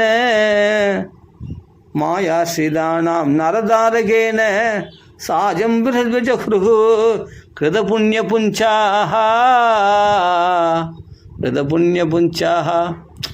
அவ்வளோ புண்ணியத்தை மூட்டை கட்டின்னு வந்துக்கிறாங்களா அந்த குழந்தைங்க. அதனால் அப்படியே தொட்டு விளையாடி கட்டி பிடிச்சி புரண்டு இப்படிப்பட்ட சௌக்கியத்தை அனுபவிக்க என்ன பாக்கியம் பெற்றவங்களாம். அவ்வளோ மூட்டையாக பாக்கியம் பெற்றவர்களாம். அவ்வளோ புண்ணியத்தை மூட்டை கட்டின்னு வந்துக்கிறாங்களாம். புண்ணிய புஞ்சாஹா. அவ்வளோ ஜென்மங்களில் எத்தனை ஜென்மங்கள் பண்ண புண்ணியமோ அத்தனை புண்ணியத்தை மொத்தம் மூட்டை கட்டின்னு வந்தால் தான் இந்த பாக்கியத்தை அனுபவிக்க முடியும். அந்த குழந்தைகள் அனுபவித்தாங்க. இந்த சுகாச்சாரியர் வர்ணிக்கிறார். இதுதான் பிரம்ம சுகானுபவம்னு தெரிஞ்சுக்கோ. இந்த குழந்தைக்கு விளையாட்டாக நினைக்காத. மயில்களோடு விளையாடுறது, தவக்களோடு தாவறது, குயில்களோடு கோவுறது சாதாரண விளையாட்டை நினைக்காத. இதுதான் பிரம்ம சுகானுபவம் என்று இந்த ஸ்லோகங்களில் அப்படி வர்ணிக்கிறார். என்ன தான் சொல்லுங்கள், பாகவதத்தில் உள்ள ஸ்லோகத்தினுடைய அதனுடைய இதுவே வேற இல்லையா? ஆமாம், அதனுடைய அந்த வழிமுறையே வேறு மாதிரி இருக்கும். ஸ்லோகமே மனசு அப்படியே பிரமிக்க செய்திடும். அது மாதிரி ஸ்லோகங்கள் இதெல்லாம். யத்பாதபாம்சுஹு பகுஜன்ம கிருச்சதோ பிரதாத்மபிஹி யோகிபிர் அப்யாலப்யஹ சயேவ யத்ருக்கு விஷயः ஸ்வயம் ஸ்திதः கிம் வன்யதே திஷ்டமதோ விரஜௌகசாம். யத்பாதபாம்சுஹு பாம்சுஹு எந்த பகவானுடைய பாத தூளியானது பகுஜன்ம கிருஷ்ணதா அநேக ஜென்மங்களில் செய்த கிருஷ்ணம் முதலிய தவங்களால் மனதை அடிக்கின யோகிகளாலும் அடைய முடியாதோ. திருதாத்மபிகி யோகிபிகி அபிகி அலப்பியா. அலப்பியனா லப்பியனா அடையிறது, அலப்பியனா அடைய முடியாது. அப்படிப்பட்ட கிருஷ்ணம் சாந்திராயணம் போன்ற கிரியானுஷ்டானங்கள் பண்ணி தபங்களை எல்லாம் செய்து யோகங்கள்லாம் பண்ணி அஷ்டாங்க யோக பயிற்சி பண்ணி மனதை அடக்கி சமாதி அடக்கி கைகூடி அவர்களாலே கூட பல ஜென்மங்கள் எடுத்து முயற்சி பண்ணி கூட எந்த பகவானுடைய பாதத்தூளியை கூட அவர்களால் முகர முடியாதோ, அடைய முடியாதோ, அலப்பியா அடைய முடியாமல் போய்விடுகிறதோ. அந்த பகவான் பாதத்தூளி இல்லை, அந்த பகவானையே தொட்டு விளையாடுகிறார்கள், கட்டிப்பிடிச்சு புரள்றாங்கன்னா அகம்பூர்வம் நான் தான் மனிதன். இவ்வளோ சுலபமாக போயிட்டானே பகவான். அது பக்தர்களுக்கு தானே பகவான் சுலபன். பக்தருக்கு எளியவன், மற்றவருக்கு அரியவன் பகவான் இல்லையா? யத்பாதபாம்சுஹு பகுஜன்ம கிருச்சதோ திருதாத்மபிஹி யோகிபிர் அப்யலப்யஹ.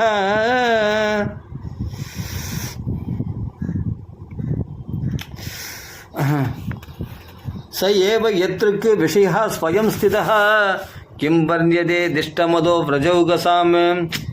அப்படிப்பட்ட அந்த பகவானே இந்த ஊனக்கண்களாலும் பார்க்கும்படி பகவான் தரிசனம் கொடுத்துருக்கானே. திருக்பிஹி யத்ருக் விஷயா, திருக் விஷயம், இந்த புலன்கள் விஷயமாக பகவான் அனுபவிக்கக்கூடியவனாக பகவான் தோன்றியிருக்கிறானே கிருஷ்ணன்.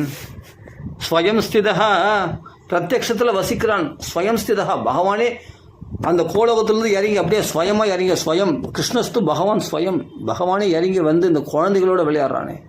நேருக்கு நேராக பார்க்குறாங்கப்பா, ஊனக்கண்ணில் பார்க்க முடியுதுப்பா குழந்தைகளால், ஊனக்கைகளால் தொட முடியுதுப்பா. பஞ்சபூத சரீரங்களால் பகவான் தொட முடியுமானா தொட முடியாது. இந்த தேக இச்சைகளை விட்டவங்களால் தான், மனசு அடக்கினவங்களால் தான், புத்தி மனசு, உடலுக்கு அப்புறம் மனசுக்கு அப்புறம் புத்தி, அவைகள்லாம் கடந்து அப்புறமா ஆத்மஸ்வரூபத்தில் தான், அந்த ஆத்மஸ்வரூபத்தை தெரிஞ்சவங்களால தான் பகவான் அந்த பரமாத்மா அடைய முடியும்னு சொல்லுவாங்க. ஆனால் ஒன்றுமே இல்லையே, இந்த ஊன உடல்களாலே பகவான் அடைய முடியுமா? பக்தியினால் முடியும். மற்றதுனால முடியாது, மற்ற யோகங்களால் முடியாது. அப்போ அந்த குழந்தைகளுக்கு அவ்வளோ சுலபமாக பகவான் கிடைச்சிட்டானா. எத்திர விஷயா ஸ்வயம் ஸ்திதா, எவருடைய கண்களுக்கு விஷயமாக பிரத்யக்ஷத்தில் வசிக்கிறான் பகவான்.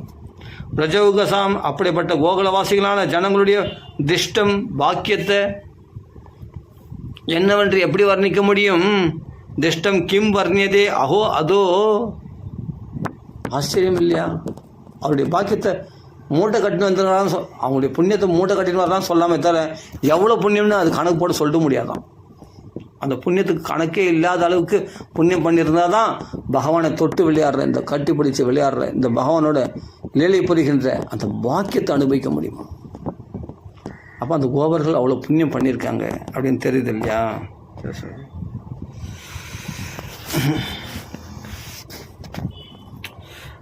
அப்படியேப்பட்ட இந்த சுகானுபவத்தை அனுபவித்து கொண்டு பசங்களோட பகவான் விளையாடி கொண்டிருக்கிறான். பகவானோட இந்த பசங்க விளையாடி ஆனந்தப்பட்டு கொண்டு இருக்கும்போது இதை பார்க்க பொறுக்காமல் ஒருத்தருக்கான ஒரு அசுரன், என்னுடைய தம்பியை கொண்டுட்டானே பகாசுரனை, என்னுடைய அண்ணாவை பகாசுரனை கொண்டுட்டானே, என்னுடைய அக்காவாகிய போதனையை வதம் பண்ணிட்டானே அப்படின்னு அவன் 2 பேருக்கும் தம்பியான், கடைசி தம்பியான் அகாசுரன்.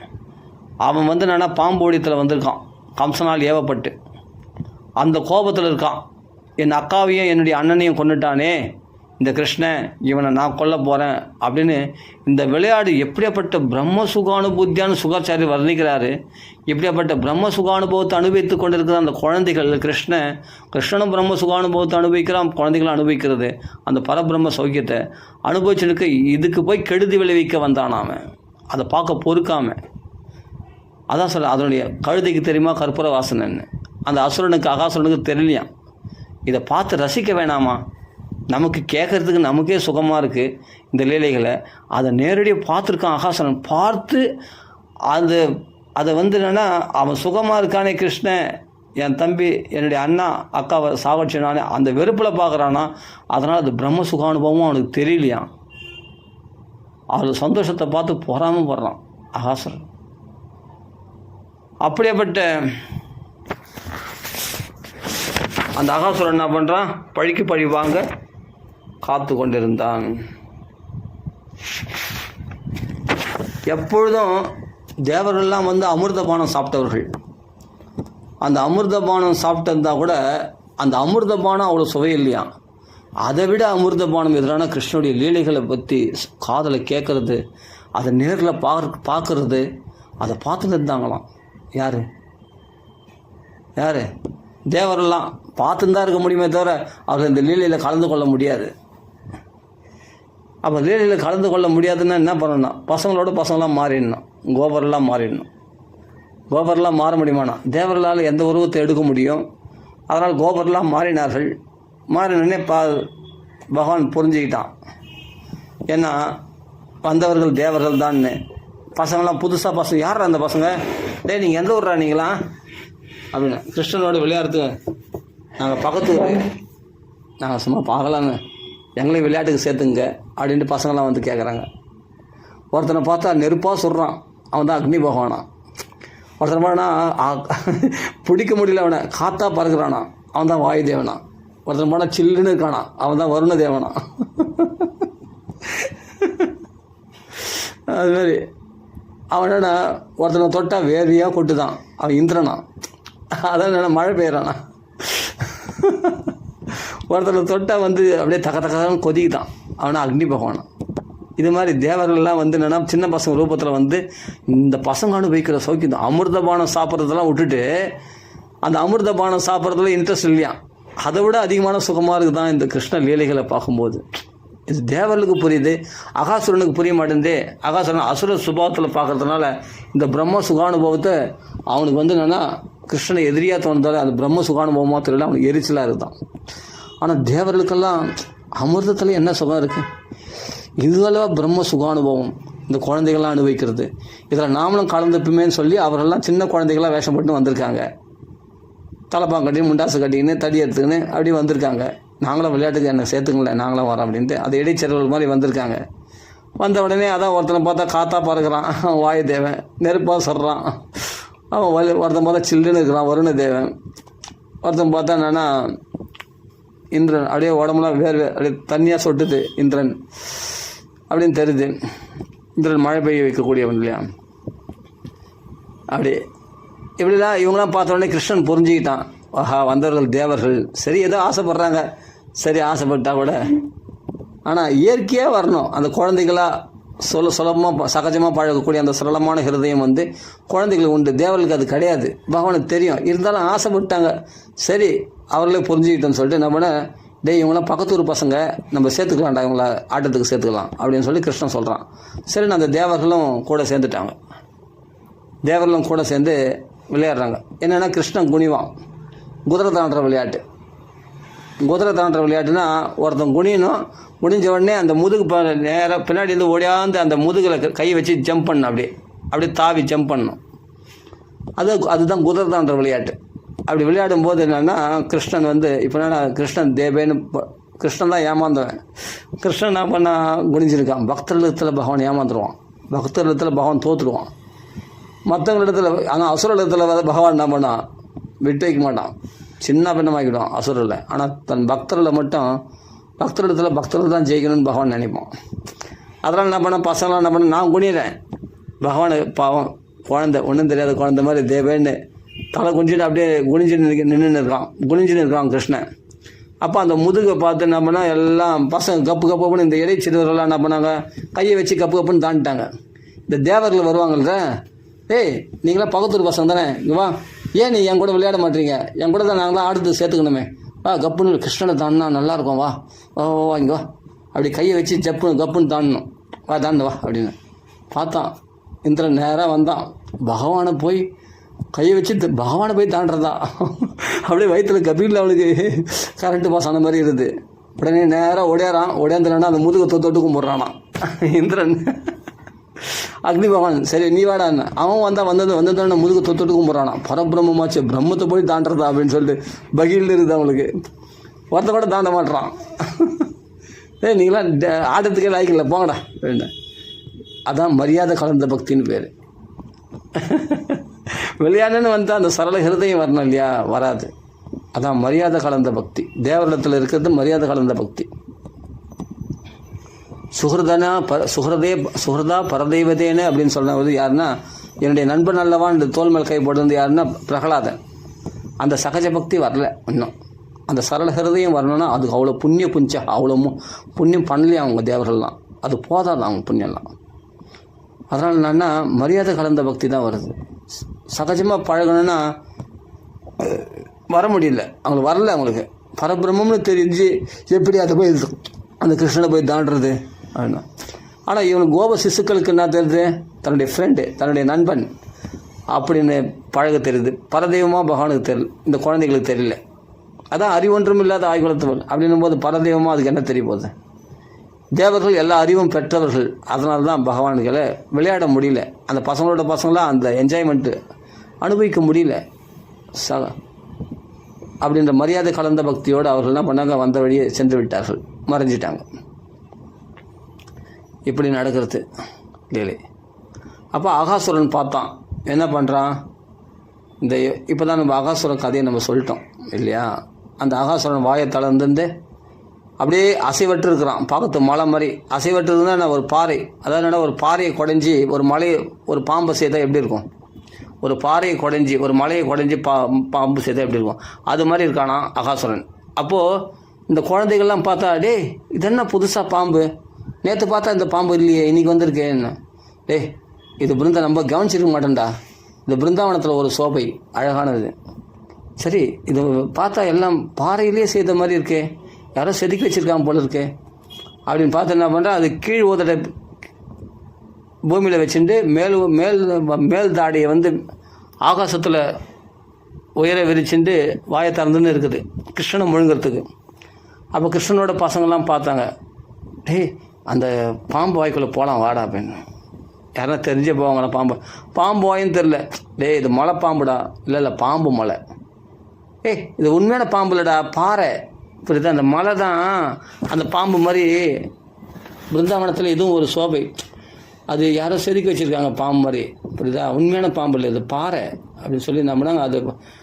அது உண்மையான பாம்பை அது மலை நினச்சி பாறை நினச்சின்னு அந்த பாம்பு வாய்க்குள்ளே போகிறாங்க. இந்த குகைடா இது, மலையினுடைய குகை தான் அது வாய். அது வாயை பார்த்து குகைன்னு சொல்கிறான் ஒருத்தன் சொல்கிறான். அப்போ இந்த பல்லுலாம் பார்த்தா பாரு, இந்த பல்லுலாம் இது பல்லு இல்லை, இது பலகாக்கல் இதுதான். ஆமாம், இதெல்லாம் பல்லு இல்லை, பலகாக்கல் அப்படின்னு சொல்லிட்டு பல்லு மாதிரியே இருக்குல்ல பார்க்கறதுக்கு, நல்லா இல்லை. வா வா உள்ளே போகலாம் சொன்னேன். உடனே என்ன பண்ண பசங்களாம் எல்லாம் ஏறினாங்க. இது இந்த குகை உள்ளே போய் பார்க்கலாம்டா, உள்ளே போய் நேரம் இது பார்க்கலாம்டா அப்படின்னு வாய்க்குள்ளே போகிறாங்க. வாய்க்குள்ளே போனால் அது வாய் தந்துட்டே ஒரு வேளை பாம்பாக இருந்தால் நடனா, பாம்பா இருந்தால் கை தட்டினா போயிடுண்டா, கை தட்டின பாரு போதா பாரு, கரத்தாடனை ஐயோஹோ அப்படின்னு ஸ்லோகம் இருக்குது. கை தட்டி பார்த்தாங்களாம், அது அசரதாவே இல்லை. பத்தியா, இது பாம்பு இல்லை, இது மலை பாம்பு இல்லைடா, மலை பாம்பா இல்லை, பாம்பு மலைடா அப்படின்னு சொன்னேன். உடனே ஒருத்தன் ஏறுறானுங்க, கை கொடுத்து ஏறிடுறானுங்க, அந்த பாம்பு வாய்க்குள்ளே போகிறானுங்க பசங்கள்லாம். கிருஷ்ணன் என்ன பண்ணுறான், எவ்வளோ தடுத்து நிறுத்த பார்க்குறான். அவங்க இந்த சத்தத்தில் லபலபன்னு அந்த குழந்தைங்க கத்துற சத்தத்தில் கிருஷ்ணன் கூப்பிட்றது கேட்கல. இந்த பசங்க கடற்கரை நேராக பாம்பு வாய்க்குள்ளே போயிடுச்சு. உடனே ஒருத்தர் என்ன பண்ண ஏறு அப்படின்னு சொல்லிட்டு கண்ணுக்குட்டியை தூக்குறாங்க, கண்ணுக்குட்டியெல்லாம் ஏற்றுறாங்க, எல்லாத்தையும் ஏற்றுறாங்க. அப்புறம் கண்ணுக்குட்டியான பசங்களை ஏற்றுறாங்க, கண்ணுக்குட்டி ஏற்றுறாங்க, எல்லாத்தையும் உள்ளே அனுப்புகிறாங்க. அனுப்புன போது கிருஷ்ணன் பார்த்தான், எவ்வளோ தடுத்ததும் கேட்கல. இது பாம்புன்னு நல்லா தெரியும். பகவான் தடுத்தும் கேட்கல, பகவான் தடுத்து அவன் குரல் கேட்கல பசங்க சத்தத்தில். பசங்களாம் பாம்பாய்க்குள்ளே போயிடுச்சு. அப்படின்னா இதுலேருந்து பார்த்தா ஒரு உஷ்ணமான காற்று வருதுடான்னு. குகைக்குள்ளே உஷ்ணமாக தான் இருக்கும், அது தெரியாதா? இது வாயிலேருந்து ஒரு நாற்றம் வருதாடா அப்படின்னு. அதனுடைய பாம்பு வாயிலேருந்து ஒரு நாற்றம் வருது. அந்த நாற்றம் என்ன இல்லைடா, மிருகங்கள்லாம் கொல்லப்பட்டு உள்ள அந்த குகைக்குள்ளே கொல்லப்பட்டுருக்கும், அந்த மிருகத்தினுடைய நாற்றமாக தான் இருக்கும், அதெல்லாம் ரொம்ப நாள் செத்து போயிருக்கும், அதனுடைய நாற்றமாக இருக்கும்டா அப்படின்ட்டு சமாதானப்படுத்திக்கிறாங்க ஒருத்தர். இப்படி என்ன பண்ணுறாங்க, அவங்க தங்களுக்கு தாங்களே சமாதானப்படுத்திக்கின்னு இது பாறைன்னு நினச்சிட்டு, இது ஒரு மலர் நினச்சின்னு, உண்மையான பாம்புன்னு தெரியாமல், உண்மையிலே பாம்பு அது அகாசுரன், அது பாம்புன்னு தெரியாமல் அது வாயத்துக்குள்ளே போயிடுறாங்க. பகவான் பார்த்தான், அவரை தடுக்கிறதுக்குள்ளே ஓடியாரான், செல்னு பகவான் அந்த கொலு சத்தத்தோடு ஓடியாரான். ஓடியாந்து பார்த்தா எல்லாரையும் விழுங்கிடுச்சான் அந்த பாம்பு. அப்போ அந்த பாம்பாய்க்குள்ளே என்ன பண்ணுறது? ஆனால் அந்த வாயை திறந்துன்னு இருக்குது இன்னும். ஏன்னா கிருஷ்ண வரவை எதிர்பார்த்துன்னு இருக்குது. கிருஷ்ணனை முழுங்குது அது நோக்கமே, பசங்களை முழுது நோக்கம் கிடையாது. அந்த அகாசுரனுக்கு தன்னுடைய அண்ணனையும் அக்காவையும் கொன்ற யார், போதனையும் பகாசுரனையும் கொன்ற இந்த கிருஷ்ணனை நான் கொல்லணும் அப்படின்னு கம்சனால் தூண்டப்பட்டு இங்கே வந்திருக்கான் அகாசுரன். பகாசுரனுடைய தம்பி தான் அந்த அகாசுரன். பகவான் பார்த்தான், மேலேருந்து தலையில் அடித்தா உள்ளே இருக்கிற குழந்தைகளுக்கு அடிபடும், என்ன சொல்கிறது. அதனால் என்னென்னா நாம் உள்ளே புகுந்துடுவோம். இது எப்படி வதம் பண்ணுறதுன்னு தெரியல. யோசிச்சார் பகவான். டக்குன்னு சல்னு அந்த கோலு சத்தத்தோடு ஓடியாந்தான் இல்லையா, ஓடியாந்து டக்குன்னு அந்த பாம்பு வாய்க்குள்ளே டக்குன்னு எகிரி குதிச்சிட்டான். உள்ளே குதிச்சா நேராக உள்ளே போயிட்டான்.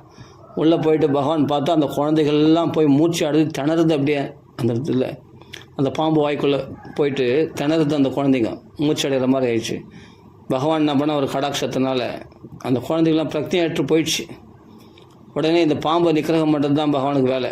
உடனே என்ன பண்ணுறான், தேவரெல்லாம் ஆஹாஹான்னு கத்துறாங்க. பகவானே பாம்பாய்க்குள்ளே போயிட்டானே, அகாசுரனே முழுகிடுச்சு, பகவானே முழுகிடுச்சு அகாசுரன். அப்போல் ஏமாந்தால் கடவுளையே முழுங்க பார்க்குறவங்க எத்தனை பேர் இருக்காங்க இந்த உலகத்தில். அது உதாரணமாக நான் சொல்ல மகாத்மியத்தில் சொல்கிறது. ஜீவசே அகாசுரா எந்தே சாட்டிய துஷ்கர்ம காரினா, பகவானே அகாசுரன் எப்படி பகவானே முழுங்கினானோ கெட்ட காரியத்தினால, அது மாதிரி இறைவனே ஏமாற்றி வாழணும்னு நினைக்கிற இந்த உலகத்தில் களி வியாபிச்சிருக்குன்னு சொல்கிறது இல்லையா. அந்த இறைவனே ஏமாற்றி கெட்ட காரியம் செய்து இறைவனே ஏமாற்றணும், நீதியெல்லாம் மறைச்சி நீதியுடைய கண்களை கட்டி அநேகமாக வாழணும்னு நினைக்கிற இந்த உலகத்தில் எல்லாத்துலேயும் களி பரவி இருக்குது அப்படின்னு நாரதர் சொல்கிறார் இல்லையா மகாத்மியத்தில். இந்த விஷயத்தை தான் அங்கே சொல்கிறார். அப்போ அகாசுரன் பகவானையும் மூழ்கிட்டு டக்குன்னு வாயை மூடிடுச்சு. திரும்பி பார்த்தா வாயை மூடிடுச்சு. உடனே பகவான் பார்த்தான், பெரிய ரூபம் எடுத்தான். அது ரப்பர் மாதிரி அதனுடைய தலை விரியும் போது அதனுடைய தலையை கீழ்ச்சி பகவான் வெளியே வந்துட்டான். வெளியே வந்த உடனே அதை கீழ்ச்சி அதனை வதம் பண்ண உடனே அது விழி பிதுங்கி உயிரை விட்டு விட்டது. அதனுடைய ஜீவஜோதியானது பரஞ்சோதி ஆகிய பகவானிடத்தில் கலந்து விட்டது. அப்போ அமிர்த திருஷ்டினால் அந்த குழந்தைகளை எழுப்பி அத்தனை பேர் கையிலாக கொடுத்து வெளியேற்றி எல்லாரும் பார்த்து கொண்டிருக்க அகாசுரனுக்கும் மோட்சம் அடைந்தான். அந்த குழந்தைகளை காப்பாற்றினார்கள். உடனே ஆகாசத்தில் தேவரெல்லாம் பூமாறி பொழிகிறார்கள், அப்சரஸ்களெல்லாம் நாட்டியம் ஆடுகிறார்கள், கந்தர்களெல்லாம் பாடுகிறார்கள், சித்தர்கள் சாரணர்கள்லாம் பகவானை போற்றி புகழ்கிறார்கள். இப்படிப்பட்ட ஒரு கோலாகலம் நடக்கிறது. இதெல்லாம் குழந்தைங்க பார்த்து ஆச்சரியப்படுறதான். என்ன இந்த கிருஷ்ணமலை எல்லாரும் பூத்து வராங்க, தேவரெல்லாம் பார்த்தா, ஆகாசத்தை பார்த்தா இவ்வளோ பூமாடி பொழியுது அப்படின்ட்டு குழந்தைங்கள்லாம் பார்த்து ஆச்சரியப்படுறாங்களாம். அப்போது இப்படி இந்த அகாசுரம் மோட்சம் நடந்த பிறகு தான் வனபோஜனம் நடக்கப் போகிறது. அப்போது சரி, அகாசுரன் தலை கிழிக்கப்பட்டது. இப்போ என்னன்னா ஒரு பொம்மை மாதிரி இருக்குது அந்த பாம்பு பார்த்தா. அவனை தான் வதம் பண்ணிட்டார பகவான், பொம்மை மாதிரி இருக்குது. இப்போனா அவன் தான் உயிரற்றவனாக போயிட்டானே. அது பொம்மை மாதிரி இருந்துக்குன்னு பசங்கள்லாம் விளையாடுறதுக்கு அந்த பாம்பு மேலே போய் ஏறி சரக்கு விளையாட்டு விளையாடுறது, அப்படி சரக்கு விளையாடுவாங்க இல்லையா, அது மாதிரி விளையாடுறது, அந்த பாம்பு மேலே ஏறி குதிக்கிறது, எங்களையா முழுங்கு பார்த்து தொப்பு தொப்புன்னு அடிக்கிறது. அது செத்து போச்சு அந்த பாம்பு. பசங்களாம் விளையாட்டில் எங்களையா முழுங்கினேன் அப்படின்னு சொல்லி எங்களையா சாகடி பார்த்து தப்புன்னு பசங்க, நான் தான் கிருஷ்ணன், இவர் பாம்பு தலை கிழிக்கிறேன் பாரு அப்படின்னு சொல்லி பையன் கிழிக்கிறது, பசங்களாம் விளையாடுறது. இது மாதிரி அது ஒரு விளையாட்டு பொருளாகி போச்சான். அப்படிப்பட்ட அசுரனை ஒரு விளையாட்டு பொருளாகிட்டார் பகவான். ஒரு வருஷம் விளையாண்டு இருந்துக்கலாம் குழந்தை. அதாவது என்னன்னா ஒரு வருஷம் இல்லை, ஒரு வருஷத்துக்கு பொறுத்து அந்த பாம்பு மலை ரொம்ப நாளாக இருந்து தான் அது பாம்பு மலை. அது செத்து போய் அந்த பாம்பு தோல் மட்டும் ரொம்ப நாளாக இருந்து தான். அந்த பாம்பு தோல் ஏறி பசங்களாம் விளையாடுமா ஜாலியாக. நான் தான் கிருஷ்ணன் தான், இந்த பாம்பு தலை கிழிக்க பாரு அப்படின்னு சொல்லி கிழிச்சு விளையாடுவாங்க. இப்படிலாம் இருக்குது. நடுப்பகல் 1 மணி ஆகி போச்சு, பசி எடுக்குது எல்லாமே. ஆஹா, உடனே பசங்களாம் பார்த்தோம், டே அகாசுரனை வதம் பண்ணி நம்ம டயர்டாக இருக்கோம், எல்லாம் பண்ணியாச்சு. மத்தியானம் 1 மணி ஆகி போச்சு, எல்லாம் சாப்பிட்லாமான்னா. கிருஷ்ணான்னு எப்போ சொல்லுவோன்னு நான் காத்துன்னு இருக்கேன்டா கிருஷ்ணா, எல்லோரும் வனபோஜனம் பண்ணலான்னு சொன்னோன்னே உடனே யமுனை கரையில் இறங்கி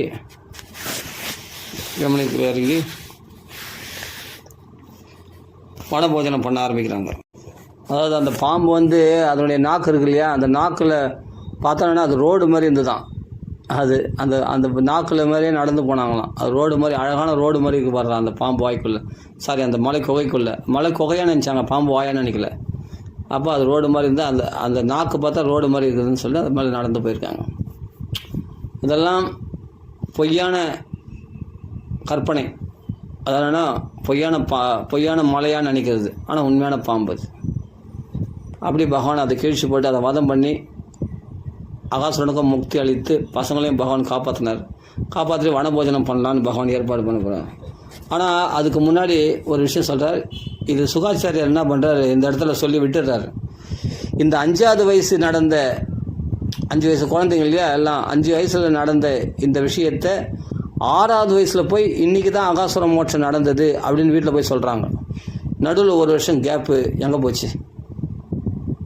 இந்த பசங்களாம் என்ன பண்ணுச்சு, 5வது வயசில் இப்போ அகாசுரனை வதம் பண்ணிட்டார். இன்றைக்கி வதம் பண்ணிட்டாருன்னா எல்லாம் வீட்டுக்கு போய் என்ன பண்ணுறாங்க, என்ன பண்ணணும்,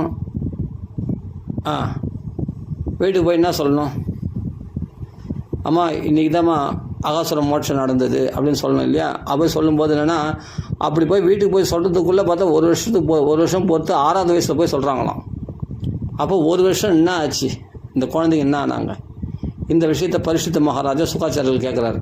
5வது வயசில் நடந்த இந்த அகாசுர மோட்சத்தை 6வது வயசில் எப்படி போய் சொல்ல முடியும்? இதில் பகவானுடைய லீலை இல்லாமல் வேறு எப்படி இருக்க முடியும் அப்படின்னு சொல்கிறார். பிரம்மன்னு காலாந்தர கிருதம் தத் காலீனம் கதம் பவேத்து எத் கௌமாரி ஹரிகிருதம் ஜகுஹோ பௌகண்டகே அற்பகாக. 5வது வயதில் ஸ்ரீ கிருஷ்ணன் செய்தது 6வது வயதில் சிறுவர்கள் சொன்னார்கள் என்று சொன்னீர்களே, வேறொரு காலத்தில் செய்த அந்த காலத்தில் செய்ததாக எவ்விதமாகும்? கண்டிப்பாக இது பகவானுடைய மாயையாக தான் இருக்கும். ஏதோ ஒரு மாயா லீலை நடுவில் பண்ணியிருக்காரு, அது எங்களுக்கு ரகசியமாக இல்லைன்னா அது எங்களுக்கு சொல்லுங்கள் அப்படின்னு கேட்குறாரு பரிசுத்து. தத் ப்ரூஹிமே மகாயோகின்னு பரம் கௌதூகலம் குரு. இதுக்கு நடுவில் இந்த 1 வருஷம் என்ன நடந்ததோ அந்த விஷயத்தை எங்களுக்கு சொல்லணும். நான் ரொம்ப குதூகலமாக இருக்கேன் கேட்குறதுக்கு கிருஷ்ண நிலைகளை. சரி, எங்களுக்கு குரு நீங்கள். பரிசுத்து குரு யார்? சுகாச்சாரியர் தானே. அதான் சொல்கிறார். தத் ப்ரூஹிமே மகாயோகின்னு பரம் கௌதூகலம் குரு. குருவே எனக்கு சொல்லுங்கள் சுவாமி, மகாயோகின்னே அப்படின்னு கேட்குறாரு சுகாச்சாரியர். நூனம் ஏதத்து ஹரேரேவ மாயா பவதி நான்யதா. நிச்சயமாக ஹரினுடைய மாயையாக தான் இருக்கணும், இல்லாட்டி வேறு வழியில் வேறு விஷயமாக இருக்காது கண்டிப்பாக. மகாயோகியான குருவே அது எனக்கு விளக்கமாக சொல்ல வேண்டும் என்று கேட்டுக்கொள்கிறார் பரிசுத்து. அதை கேட்க எனக்கு குதூகலமாக இருக்கேன், ரொம்ப ஆவலாக இருக்கேன் அப்படின்றார். வயம் தன்யதமாலோகே குரோபி ஷத்ரபந்தவः யத் பிபாமோ முகுஸ்பத்தः புண்ணியம் கிருஷ்ண கதாமிருதம் புண்ணியம் கிருஷ்ண கதாமிருதம் புண்ணியம் கிருஷ்ண கதாமிருதம் யத் பிபாமோ முகுஸ்பத்தः புண்ணியம் கிருஷ்ண கதாமிருதம். குரு அப்படின்ற தெரியும், குருன்றார். எனக்கு குரு நீங்கள் தான். குருவே வயம் சத்ரபந்தவா, நாங்கள் சத்திரிகள் எனினும் சத்ரபந்து. ஏன்னா நான் ஒரு அபச்சாரம் பண்ணிட்டு வந்துட்டேன் சமீக மகரிஷிக்கு, அதனால் சத்ருனா இருக்கிறது கூட தகுதி இல்லை, சத்ரபந்து நான். ஆனால் உங்களுடைய கருணா கடாட்சத்தினால் என்னை தன்யவானாக மாற்றினீர்கள், என்னை புண்ணியவானாக மாற்றினீர்கள். பாகவதம் கேட்குற பாக்கியம் கிடைச்சிருக்கு. அதனால் நீங்கள் குருவாகி நீங்கள் என்னை கரையேற்றி விட்டீர்கள். அப்படியேப்பட்ட நீங்கள் இருந்தாலும் அதனால் உங்களை குருவாக அடைந்த நாங்கள் மிகவும் பாக்கியசாலிகளாக ஆகிவிட்டோம். அபிலோகிய தன்யதமாக நாங்கள் தண்ணீர்களாக ஆனோம். சுகாச்சாரியரே குருவாக கிடைக்கிற பாக்கியம் எனக்கு கிடைச்சிருக்கேன். அதனால் நான் சத்ரபந்துவாக இருந்தவன், ஆனால் நான் புண்ணியவானாக மாறினது காரணம் நீங்கள் தான். குருவாக இருந்து என்னை மாற்றினீங்க. அப்படியேப்பட்ட எதனால்னா நான் புண்ணியவான்னு எனக்கு எப்படி தெரிஞ்சுக்கணும்னா, இந்த இப்படிப்பட்ட கிருஷ்ண கதை, புண்ணியமான கிருஷ்ண கதைகளை அமிர்தமாக எனக்கு வர்ஷிக்கிறீங்களே, இந்த பாக்கியம் எத்தனை பேருக்கு கிடைக்கும்? எத் புண்ணியம் கிருஷ்ண கதாமிருதம் தத்த முகு பிபாமக. அதனால் அடிக்கடி உங்களுடைய வாக்கிலிருந்து கிருஷ்ணா கர்தாமிரதத்தை பானம் செய்கிறோமே, நாங்கள் புனிதவான்களாகிவிட்டோம், தன்யர்களாகணும். தன்யோஸ்மி. இதை விட பெரும் பாக்கியம் நாங்கள் என்ன பண்ணணும்? அதனால் எங்களுக்கு ரகசியம் இல்லாமல் அந்த ஒரு வருஷம் நடந்த கதையை எங்களுக்கு சொல்லுங்களே அப்படின்னு பரிஷத்து கேட்குறார். உடனே சுகாச்சாரியர் சொல்ல ஆரம்பிக்கிறார். சபாஷ்.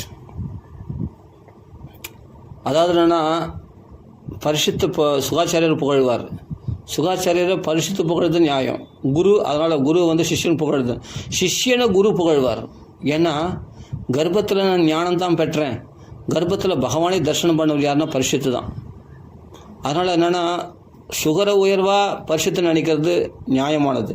ஆனால் சுகாச்சாரியார் பரிசுத்தை உயர்வாக நினைக்கிறதுல எந்த விதத்தில் நியாயம்னா, நான் கர்ப்பத்திலேயே நான் பகவானுடைய ஞானத்தை பெற்றேன். வெளியில் போனால் 16 வருஷம் கர்ப்பத்திலே இருந்தாராம். வியாசர் மனைவி கர்ப்பத்திலே, வாட்டிகா, அந்த வாட்டிகா கர்ப்பத்திலே இருந்தாராம். 16 வருஷம் குழந்தையாகவே இருந்திருக்கார் சுகாச்சாரியார். 16 வருஷம் பொறுத்து தான் பிரசவமானார், வெளியே வந்தாராம். ஏன்னா வெளியில் வந்தால் மாயை இது மாயா உலகம், நம்மளை மாயை நம்மளை மயக்கிடும் இல்லையா, நம்மளுடைய சுகானுபவத்தை கெடுத்துடும், பிரம்ம சுகானுபவத்தை அபகரிச்சிடும் இந்த மாயை அப்படின்னு மாயைக்கு பயந்துன்னு கர்ப்பத்திலே இருந்தாராம் சுகாச்சாரியார். ஆனால் சிறந்த ஞானியாக பிரகாசிச்சார் கர்ப்பத்திலேயே. அதனால பிறந்த மேனிக்கு அப்படியே என்னென்னா உபநயன சம்ஸ்காரம் கூட எடுத்துக்கொள்ளாமல் பிறந்த மேனிக்கு அப்படியே வீட்டை விட்டு துறவியாக வெளியே போனார். எம் பிரபுரஜந்தம் அனுபேதம் அபேத கிருத்தியம். அப்படிப்பட்ட யாராலையும் பின்தொடர முடியாதவராகி அப்படிப்பட்ட பிரம்ம சுகானுபவத்தில் உபநயன சம்ஸ்காரம் கூட எடுத்துக்கொள்ளாமல் வியாசர் கூட புத்திரேதி தன்மயதையா தரவோ எல்லா சொரூபமாக வியாபிச்சிருக்கிற பிரம்ம சுகானுபவத்தில் திளைத்து கொண்டிருக்க அந்த சுகாச்சாரியார் வீட்டை விட்டு தனியாக காட்டிற்கு போனார். அவரை பின்தொடர்ந்து தான் புத்ரா இதி புத்திரேதி தன்மயதையா புத்ரா என்று வியாசர் மகன் பிரிவு தாங்காமல் பின்தொடர்ந்து போனார். யார்? வியாசாச்சாரியார் சுகாச்சாரியர் பின்தொடர்ந்து. அப்படியேப்பட்ட பிரம்ம ஞானம் பெற்றவர் சுகாச்சாரியார். அவர் கர்ப்பவாசத்துக்கு பயப்படல, இந்த உலகவாசத்துக்கு தான் பயந்தார். உலகத்தில் மாயை நம்மளை கபீடம், மாயை நம்மளை பிடிச்சிக்கும் அப்படின்னு பயந்து தான் இந்த உலகத்துக்கு வரத்துக்கு பயந்தாராம் கர்ப்பவாசத்துலேருந்து. அப்படியேப்பட்ட பயந்த நான், ஆனால் பரிசுத்தே நீ கர்ப்பத்திலேயே பகவான் எந்த கர்ப்பவாசத்தில் நான் ஞானத்தில் இருந்தேன், ஆனால் வெளியே பயந்து உலகத்து. ஆனால் நீ கர்ப்பத்திலேயே நான் ஞானம் பெற்றேன், நீ பகவானே பெற்றாய். அங்குஷ்ட மாத்திரம் அமலம் ஸ்புரட மௌலினம். அப்படிப்பட்ட கட்டபல பிரமாணத்தில் சங்கு சக்கர கதாதாரியா பகவானே உனக்கு அஸ்வத்தாமா விட்ட பிரம்மாஸ்திரத்திலிருந்து பகவான் காப்பாற்றுவதற்காக உத்தர கர்ப்பத்துக்குள்ளே புகுந்து தன் சக்கராயுதத்தினால் உனக்கு கவசம் அளித்து, தன் மாயினால் வைஷ்ணவ கவசம் அளித்து அந்த பிரம்மாஸ்திரத்தில் உன்னை ரட்சித்தானே அந்த கிருஷ்ண பரமாத்மா. அவன் குழந்தையோட பரிசுத்தே நீ ஒரு குழந்தை, கிருஷ்ணன் ஒரு குழந்தை போல கட்டவள் பிரமாணத்தில் உன்னுடைய நீ எப்படி பார்க்க தகுந்தவனாக இருக்கும்போ அது மாதிரி கட்டவள் பிரமாணத்தில் அதுக்கு தகுந்த சைஸில் அந்த குழந்தைக்கு எப்படி தரிசனம் கொடுக்குமோ அப்படி தரிசனம் கொடுத்து உன்னை 10 மாதம் கர்ப்பத்தில் உத்தரையோடு அந்த ஒரு குழந்தைய பரிசுத்தோடு சேர்ந்து கிருஷ்ணனும் கர்ப்பவாசம் பண்ணானா. ஒரு பக்தன் இருந்துட்டானா பகவான் கர்ப்பவாசம் பண்ணவன் தயங்க மாட்டானா. ஒரு பக்தன் இல்லைன்னா வைகுண்ட வாசம் நாகம் வசாமி வைகுண்டே, வைகுண்டத்தோட பகவான் வாசம் பண்ண மாட்டானா. அப்படியேப்பட்ட கிருஷ்ண பரமாத்மா. அப்படின்னும்போது அந்த கிருஷ்ணன் பரிசுத்துக்கு அப்போ பரிசுத்து பாக்கியசாலியாக சுகாச்சாரியர் பாக்கியசாலியான்னு சொல்லவே முடியாது. அவர் ஞானம் பெற்றார், இவர் பகவானே பெற்றார். பரிசுத்து பகவானை தரிசனம் பண்ணிட்டு இருந்தானா. சங்க சக்கர கதாதாரியாக கிருஷ்ணன் காட்சி கொடுத்துன்னு இருந்தானா. ஏன்னா 30 வருஷம் பொறுத்து பாகவதம் கேட்க போகிறான்றதுக்காக 30 வருஷத்துக்கு முன்னாடியே உத்தர கர்ப்பத்தில் பகவான் தரிசனம் கொடுத்துருந்தானா. அதனால் பரிசுத்தை பார்த்து சுகாச்சாரியர் புகழ்ந்து நியாயமானது. ஏன்னா எனக்கு அந்த தரிசனம் கிடைக்கல, ஆனால் நீ கர்ப்பத்திலேயே தரிசனம் பண்ணவனாச்சு, கர்ப்பஸ்ரீமானாச்சு நீ பரிசுத்தே. உன்ன மாதிரி மகாபௌருஷிகோபவான்னு உன்ன மாதிரி மகாபுருஷன் யாருப்பா அப்படின்னு பரிசுத்தை கொண்டாடுறாரு சுகாச்சாரியார். அதனால் நம்ம நினைக்கிறோம் சுகாச்சாரியார் தான் ரொம்ப வசதி, பரிசுத்து சாதாரணமான நினச்சிடக்கூடாது. பரிசுத்து பரமபாகவதர், யாருக்குமே இது கிடைக்காது. கர்ப்பத்தில் ஞானம் பெற்றது சுகாச்சாரியார், கர்ப்பத்தில் பிரகலாதனுக்கு உபதேசம் பெற்றது பிரகலாதன், எல்லாம் சொல்லலாம். ஆனால் பகவானுடைய தரிசனம் பெற்றது தான் இந்த ஒரு கதை தான். இந்த பரிசுத்து மட்டும்தான் கர்ப்பத்திலே பகவானை தரிசனம் பண்ணுது. இந்த ஒரு கதையில் தான் பார்க்குறோம். கர்ப்பத்திலே போய் தரிசனம் கொடுப்பானா பகவான், அது பரிசுத்து தான் இந்த பாக்கி கட்சி. அதனால் பரிசுத்து சாதாரணமான, அதனால தான் சுகாச்சாரியரே பரிசுத்துக்கு அவ்வளோ கௌரவம் கொடுத்து கோதோகண மாத்திரம் ஒரு பசுனுடைய மடியிலிருந்து சிந்தக்கூடிய பால் எவ்வளோ நேரம் பால் கறப்பாங்களோ அவ்வளோ நேரம் தான் ஒரு வீட்டில் தங்கக்கூடிய அப்படிப்பட்டவர் 7 நாள் மாற்றி போடாத காலோடு உட்காந்து 7 நாள் உட்காந்து பரிசுத்து கதை சொல்லியிருக்காருன்னா சுகாச்சாரியார் அந்த பரிசுத்து அப்படிப்பட்ட மகாபுருஷன், பரம பாகவதன் அப்படின்றதுனால தான் அது சுகாச்சாரியர் தெரியுமா பரிசுத்துடைய மகத்துவம் என்னென்னு. அது அப்போ சபிக்கப்பட்டாருன்னு அது பகவானுடைய ஏற்பாடு. அது 30 வருஷம் சீக்கிரம் பகவான் மோட்சத்துக்கு அழைச்சிக்கணும்னு பகவான் ஏற்பாடு பண்ணால், அதனால் பகவான் அது ஏற்பாடுனால் பைத்ரு சசேய பிரீத்தியத்தம் தத் கோத்திரஸ்ய ஆத்த பாந்தவகா. பாண்டவர்கள் செய்த புண்ணியத்தின் பலனாக தான் எனக்கு கிடைச்சது குருநாதா உங்களுக்கு தரிசனம் அப்படின்ட்டு பரிசுத்தை புகழ்ந்தோம். பரிசுத்தை பார்த்து சுகாச்சாரிய சொல்கிறார், உனக்கு பாகவதம் சொல்கிறதுக்குன்னே எனக்கு பாகவதம் கற்றுக் கொடுத்தான்பா. நான் நிர்குணத்தில் ரமிச்சிருந்த நான் சகுண பிரம்மத்தில் வந்தது காரணம் பாகவதம் கற்றுக்கிறதுக்கு. அந்த பாகவதம் எதுக்காகனா உனக்கு சொல்கிறதுக்கு தான். உனக்கு பாகவதம் சொல்கிறதுக்கு தான் பகவானே வியாசரூபத்தில் எனக்கு பாகவதத்தை உபதேசம் பண்ணார். பரிசுத்தே உனக்கே இந்த பாகவதம் உன் கூட சேர்ந்து யாருன்னா கேட்குறாங்களோ, யாருன்னா சூதர் கேட்டிருந்தார், அவர் மூலமாக உலகத்துக்கு பரவட்டும். நோக்கம் அதான் சுகாச்சாரியருக்கு. ஆனால் முக்கியமான நோக்கம், பிரதான நோக்கம் என்னென்னா பரிசுத்துக்கு உபதேசம் பண்ணுறதுக்குன்னே பாகவதம் கற்றுக்கினாராம். கதை சொல்கிறதுக்குன்னே பிறந்தவர் சுகாச்சாரியார், கதை கேட்கறதுக்குன்னே பிறந்தவனா பரிசுத்து. இதை புரிஞ்சுக்கணும். இதெல்லாம் எல்லாம் பகவானுடைய திட்டம், பகவானுடைய ஏற்பாடுகள் இதெல்லாம் அப்படின்னு. அதனால் பரிசுத்து புகழார், பரிசுத்து சுகாச்சாரியர் புகழார். அதுதான் இங்கே சொல்கிறார். இங்கே பயம் தன்யதமாலோகே தன்னை தாழ்த்தி பேசுகிறாரு. சத்ரபந்துன்னு தன்னை தாழ்த்தி பேசுகிறார். ஆனால் நாங்கள் பாக்கியசாலிகள், தன்யதமாக நாங்கள் தன்யர்கள் ஆகிட்டோம். எதனாலலாம் உங்கள் வாக்குலேருந்து பாகவதம் கேட்கறதுனால. சுகாச்சாரியர் என்ன சொல்கிறார், முன்ன மாதிரி பாகவதம் நூதன யோசி ஒவ்வொரு கேட்க புதுசாக்குறிய அந்த கதை ஏற்கனவே தெரிஞ்ச கதையாக இருந்தாலும் நீ கேட்குற கேள்வினாலே நீ புதுசாக்குறியப்பா அந்த கதை. அதனால் கேட்குறவங்களுக்கு சொல்கிறவங்களுக்கு ஆனந்தமாக இருக்குது, கேட்குறவனுக்கும் சந்தோஷமாக இருக்குது, எல்லாருக்கும் பிரயோஜனம் பண்ணக்கூடியது இல்லையா கிருஷ்ணனுடைய கதை. கிருஷ்ண கதாமிருதம் யத் பிபாமோ முகஸ்த்வத்தः புண்ணியம் கிருஷ்ண கதாமிருதம். அதான் சாது பிருஷ்டம் மகாபாக துவயா பாகவதோத்தமா. அதான் சொன்னேன் இல்லையா, பரிசுத்த புகழ பாகவதன்னு சொல்லலை, பாகவத உத்தமனா யார் பரிசுத்தை பார்த்து சொல்கிறார். என்றைக்கும் கதை சொல்கிறவங்க நம்ம வசதி, கதை கேட்குறவங்களாம் ஏதோ விஷயம் தெரியாதவங்க அப்படின்னு நினச்சிடக்கூடாது. நம்மளோட பன்மடங்கு விஷயம் தெரிஞ்சவங்களாக இருக்கலாம். கதை கேட்குறதுல ஒரு டேஸ்ட்ன்றதுனால கதை கேட்பாங்க. அவரில் அப்படி தன்னை வசதியாக நினச்சி நம்மளுக்கு 2 கொம்பு முளைச்சதுன்னு நினச்சேன்னா கீழே விழுந்துருவான். கதை சொல்கிறவங்க தன்னை தாழ்த்தியாக தான் நினைக்கணும். கதை கேட்குறவங்களுக்கு விஷயம் தெரியாதுன்னு நினைக்கக்கூடாது. அவங்களுக்கு நம்மளை விட பல மடங்கு விஷயம் தெரிஞ்சிருக்கலாம். அதனால் இந்த வினயம் வேணுன்றதுனால தான் இங்கே சொல்கிறார் பாகவதோத்தமா அப்படின்னு கூப்பிட்றாரு பரிசுத்தை பார்த்து சுகாச்சாரியார். ஸ்ரீ சுகோவாச்ச சாதுபிருஷ்டம் மகாபாக்கியசாலியே त्वया भागवतोत्तम என் நூதன யசேசஸ்ய சுண்வன் அபி கதாம் முகுகோ. நல்ல கேள்வி கேட்டப்பா, அருமையான கேள்வி கேட்டேன். எத்தனையோ தடவை இந்த கதையை நான் சொல்லியிருக்கேன். இருந்தால் கூட எத்தனையோ தடவை கதையை நான் கேட்டிருக்கேன் வியாசர் வாக்கால். இருந்தால் கூட நீ கேட்டதுனால பரிசுத்தே ஒரு பாகவதன் கேட்டான்னா, ஆஹா அந்த கதையை ஞாபகப்படுத்தினியே, அதனால் புதுசாக நான் அனுபவிக்கிற மாதிரி இருக்குப்பா. அந்த கதையை சொல்கிறதுக்கு எனக்கும் ஆசையாக இருக்குதுப்பா. நீ கேட்குறது உனக்கு குதூகலமாக இருக்குன்னு சொன்னேன், கிருஷ்ணனுடைய லீலைகள், அந்த பிரம்மமோகன லீலையை. ஆனால் அதை சொல்கிறதுக்கு எனக்கும் ஆசையாக இருக்குப்பா. அந்த வனபோஜனத்தை பற்றி அப்படி அனுபவமான இருக்கக்கூடிய இந்த கதைகளை போய் வனபோஜனம் பிரம்மமோகன லீலை தொடர்ந்து வரும்போது அந்த அனுபவத்தை கேட்கணும்னு நான் சொல்கிறதுக்கு எனக்கும் ஆசையாக இருக்குப்பா அப்படின்னு சொல்லிட்டு சொல்ல ஆரம்பிக்கிறாராம். ஒவ்வொரு தடவை எத்தனை தடவை கேட்டாலும் சரி, எத்தனை தடவை சொன்னாலும் சரி, புதுசாக தான் இருக்குமா, நவநவமாக இருக்குமா பகவானுடைய கதைகள். அது பழசாகவே தோணலாம் எத்தனை தடவை கேட்டாலும். அப்படி இருக்குமா. என் நூதன யசி சஸ்ய சுண்வன் அபி கதாம் முகுகு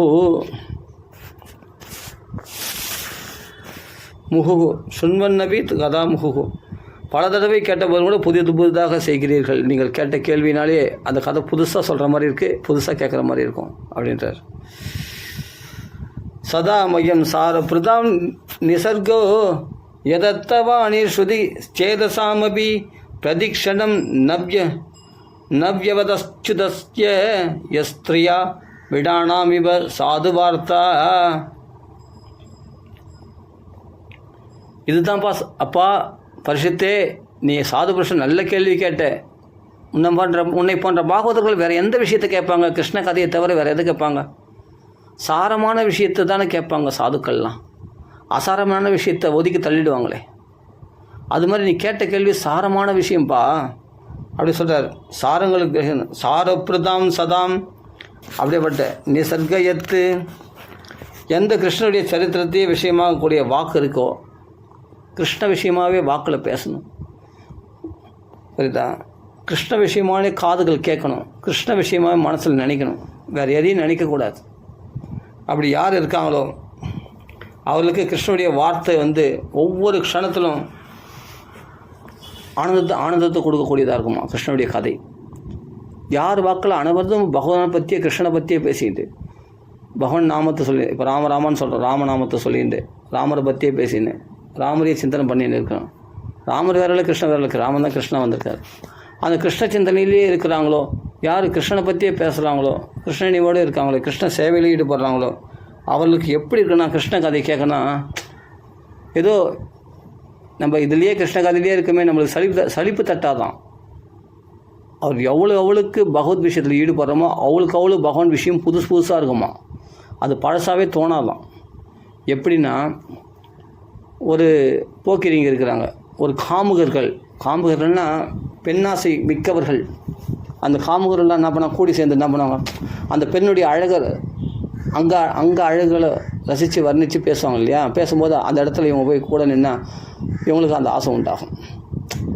எப்படி பெண்ணாசையே இல்லாதவங்க கூட இப்படிப்பட்ட காமுகர்கள் இடத்துல போய் பேசுனா நம்மளுக்கும் அந்த பெண்ணாசை, நாமளும் அந்த பெண்ணாசை அனுபவிச்சா என்ன அப்படின்ற ஆசை வரும் இல்லையா.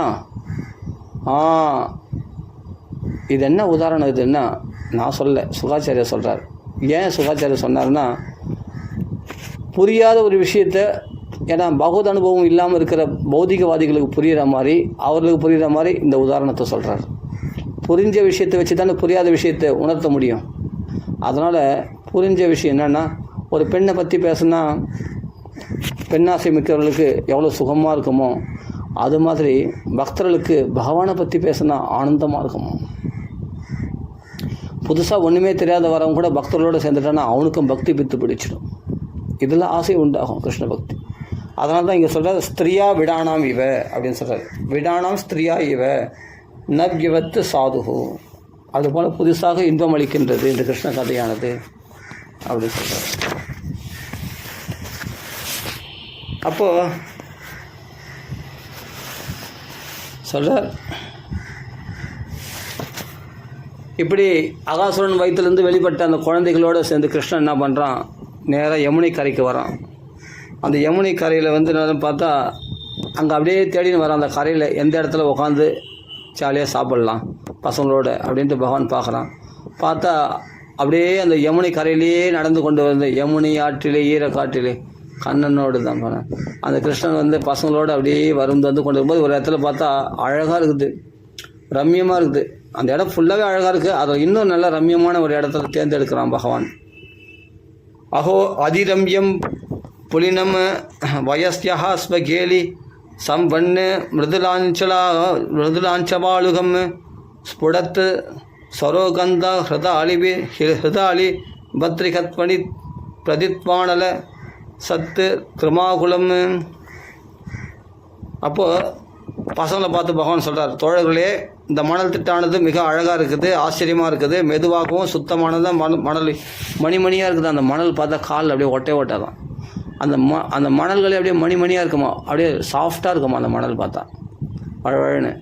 அந்த மணல் திட்டானது அந்த யமுனை கரையில் இருக்கிற அந்த மணல் அவ்வளோ ரம்யமாக இருக்கும். காலை வச்சு அப்படியே நைஸாக இருக்கும் பார்க்குறது. அது ரம்யமாக இருக்குமா, அந்த மணலே அவ்வளோ அழகாக இருக்குமா, சாஃப்டாக மெதுவாகவும் சுத்தமாகவும் மணலை உடையதாக இருக்கிறது. அந்த யமுனையில் பார்த்தா தாமரை மலர்கள்லாம் பூத்து குலுங்க வாசனை கமிழுது, மகரந்தங்கள்லாம் அப்படியே காற்றுல பறக்குது, அப்படி இருக்குது. ஸ்புடத்து சரோகந்த ஹிருத.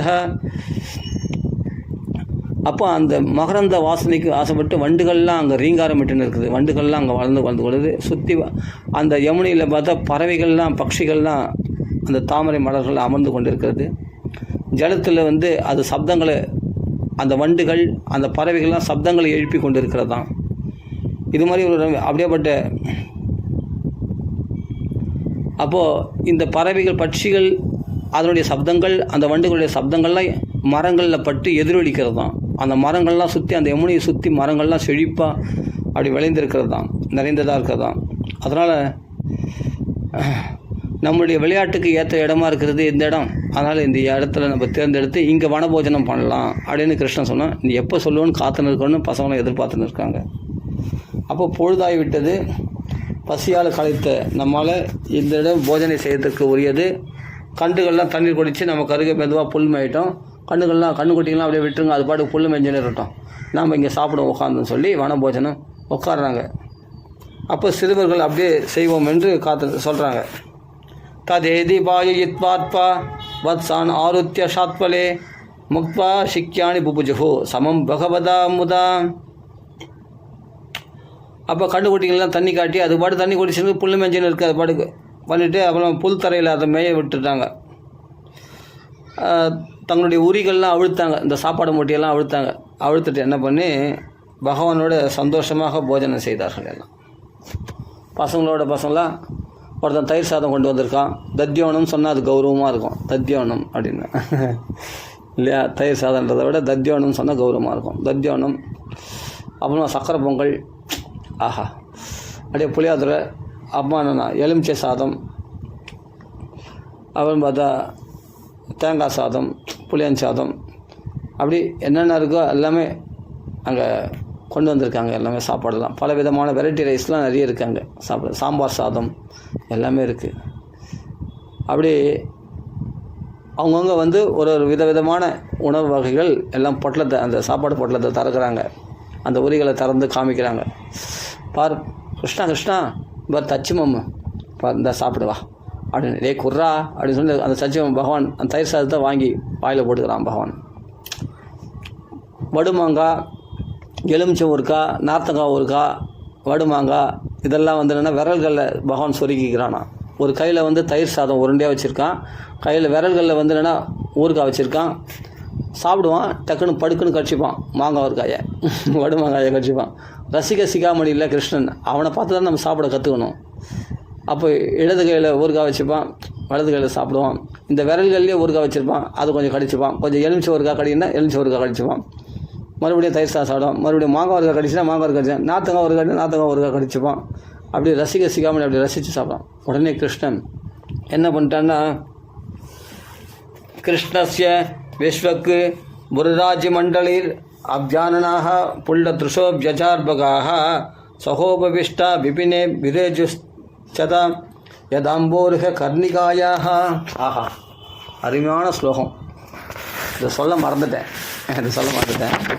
அதாவது எப்படி உட்காடுறாங்கன்னா, ஃபஸ்ட்டு அந்த உட்கார்ற அழகு தாங்க. கிருஷ்ணன் என்ன பண்ணுறான், நடுவில் உட்காந்துட்டானா, சுற்றி பசங்க உட்காந்துட்டாங்க. அப்போ கிருஷ்ணனை வந்து நடுவில் உட்கார வச்சா முகம் வந்து ஒரு பக்கம் தானே முகம் தெரியும், பின்னாடி இருக்கிறவங்களுக்கு முதுகு தானே தெரியும். அப்போ கிருஷ்ணனுக்கு எப்படி சாப்பாடு ஊட்ட முடியும்? அதே மாதிரி கிருஷ்ணன் எப்படி மற்ற பசங்களுக்கு சாப்பாடு ஊட்ட முடியும்? என்ன பண்ணிட்டான்னா, பகவான் உட்காந்துட்டான். எப்படி ஒரு தாமரை மலரில் நடுவில் மகரந்தம் இருக்கிறதோ அது மாதிரி அந்த தாமரை இதழ்கள் போல் அந்த பசங்களாம் சூழ்ந்து உட்காந்து கொண்டு இருக்கிறார்கள். கிருஷ்ணன் நடுவில் மகரந்தம் போல் உட்காந்துருக்கிறான். அது எப்படி இருக்குன்னா, கிருஷ்ணன் எல்லார் முகத்தையும் பார்க்குறானா, யாருக்குமே முதுகு தெரியலையாம், எல்லாருக்குமே முகம்தான் தெரியுதுதான். கிருஷ்ணன் என்ன தான் பார்க்குறான், கிருஷ்ணன் என்ன தான் பார்க்குறான். சுற்றி இருக்கிற பசங்க ஒவ்வொரு பசங்களும் கிருஷ்ணன் என்ன தான் பார்க்குறான்னு அப்படி பார்க்க வைக்கிறானா பகவான். எல்லாருக்கும் தன் முகலாவண்யத்தை தான் தரிசனம் கொடுக்குறானா பகவான். கிருஷ்ண விஸ்வக்கு புருராஜி மண்டலைஹி அவ்யாரணாக, ஸ்ரீகிருஷ்ணன் எதிர்முகம் உடையவர்களும் மலர்ந்த கண்களை உடையவர்களும் வனத்தில் சேர்ந்து உட்கார்ந்தவர்களுமான இடைச்சிலர்கள் தாமரை புஷ்பத்தின் நடுவில் இருக்கிற கர்ணிகையின் இதழ்கள் போல விளங்கினார்கள். இப்போ புரிஞ்சுக்கிறோம். இப்போது மகரந்தத்துக்கு வந்து முதுகு பக்கம் முகம் பக்கம்னு இருக்குதா, மகரந்தம் சுற்றி தானே மகரந்தம் இருக்கும். அது மாதிரி தாமரை இதழ்களுக்கு நடுவில் மகரந்தம் எப்படி இருக்கோ அது மாதிரி எல்லா இடத்துலையும் அந்த மகரந்தம் போல் அவனுடைய முக லாவண்யத்தை எல்லாருக்கும் காண்பிக்கிறானா.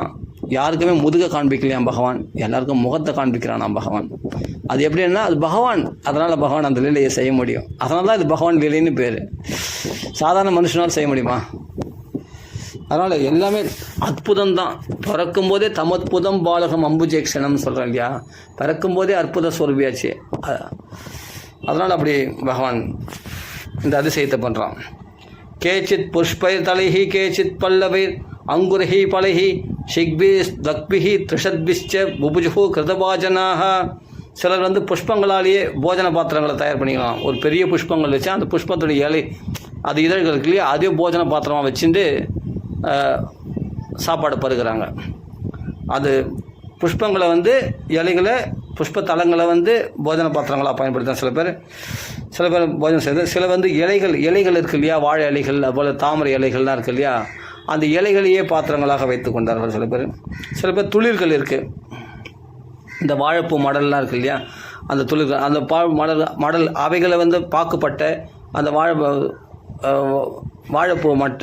வாழைப்பூ பட்டை அது அவைகளையே பாத்திரங்களாக வைத்து கொண்டார்கள் சில பேர். அது மாதிரி விதை மூலைகளாலும் அது போல் விதை மூலைகளால் சில பேர் வந்து பாத்திரங்களாக வைத்து கொண்டார்கள். சில பேர் பழங்கள் இருக்குது, இப்போ பலாப்பழம் இருக்குது, இப்போ வேறு ஏதாவது ஒரு பழம்னா அந்த பழத்தினுடைய உள்ளே இருக்கிற பழத்தெல்லாம் எடுத்துனா வெளியே தோல் இருக்குல்ல, அந்த தோல் அந்த பட்டையாக இருக்கிற அந்த பெரிய பழம் இருக்கு இல்லையா, அந்த பழத்தையே பாத்திரமாக வச்சுருந்தாங்களாம். பழங்களாலும் உரிகள்னால் அந்த குடுவைகள் இருக்கு இல்லையா, உரிகள் அவைகளையே பாத்திரங்களாக வைத்து கொண்டார்கள் சில பேர்.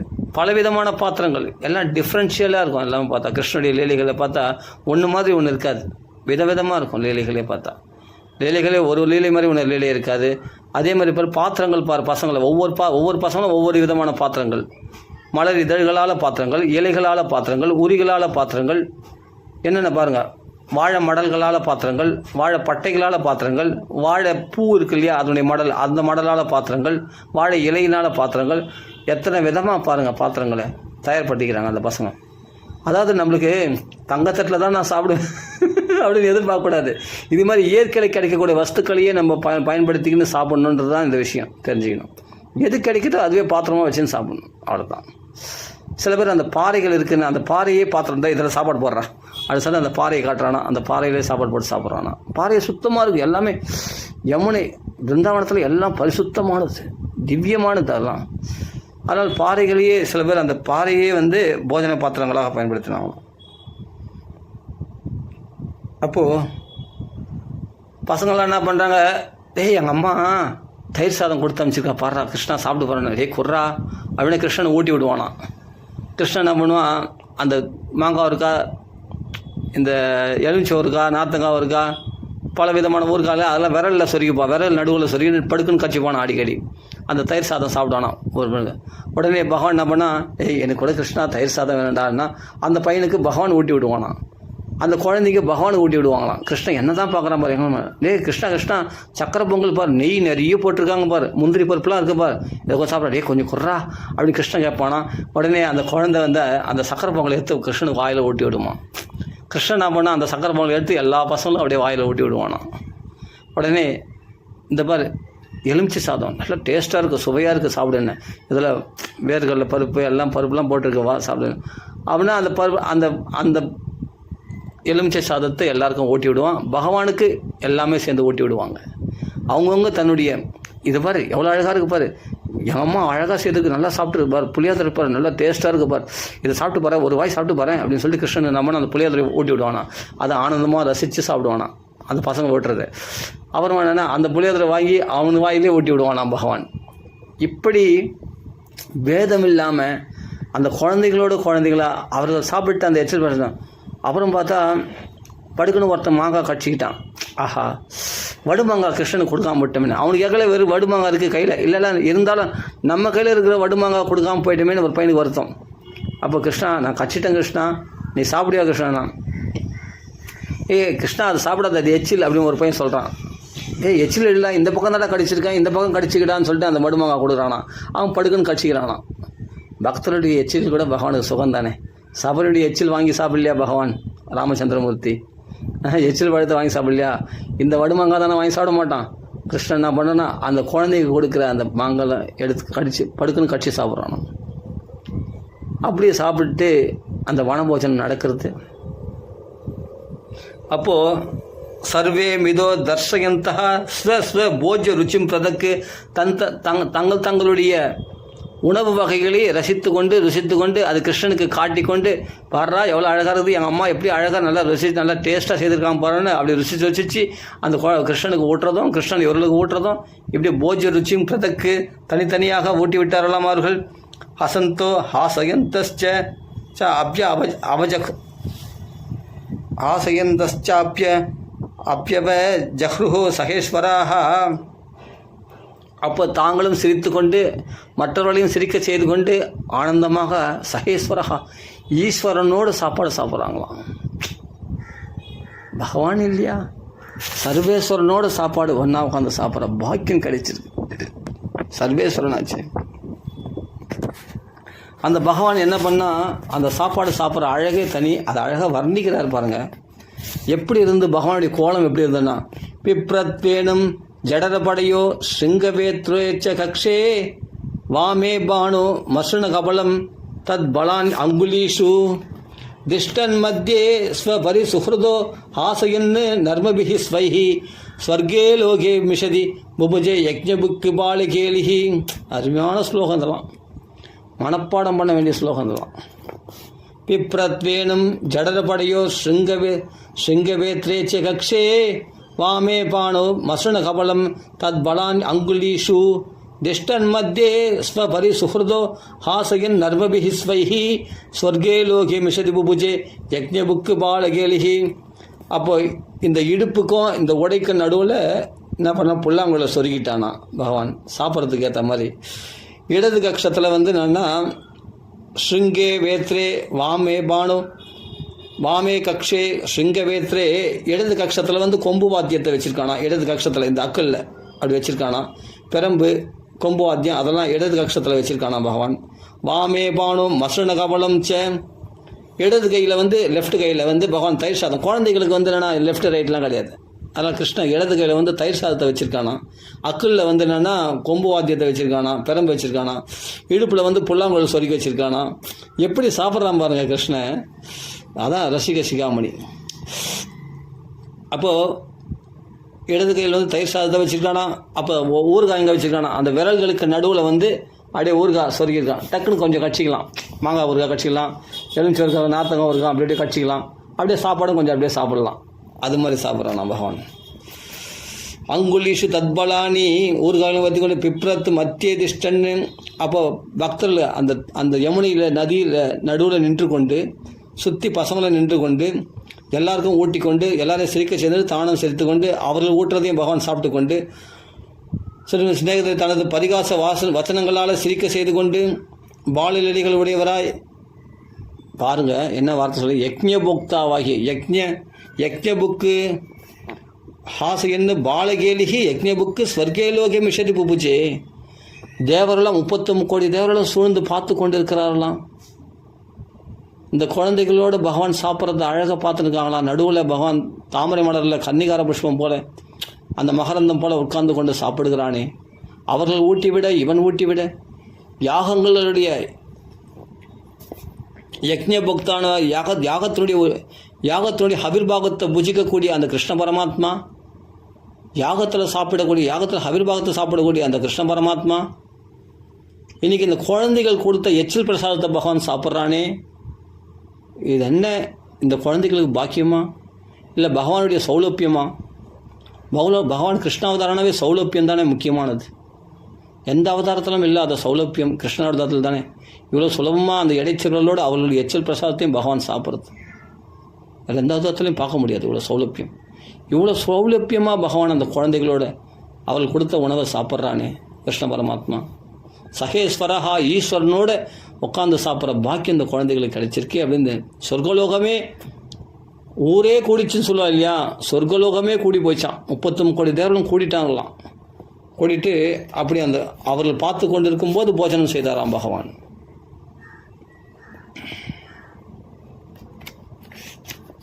அப்போது இதில் ஒரு விஷயம் தெரிஞ்சுக்கணும். சொர்க்கே லோகே மிஷதி அப்படின்னு சொல்கிற யக்ஞபுக்கு பாலகேலிகி, யாகத்தில் ஹவிர்பாகம் பெறக்கூடிய அந்த பகவான் யாகங்களால் எந்த பகவானுக்கு புரோடசத்தை அப்படியேப்பட்ட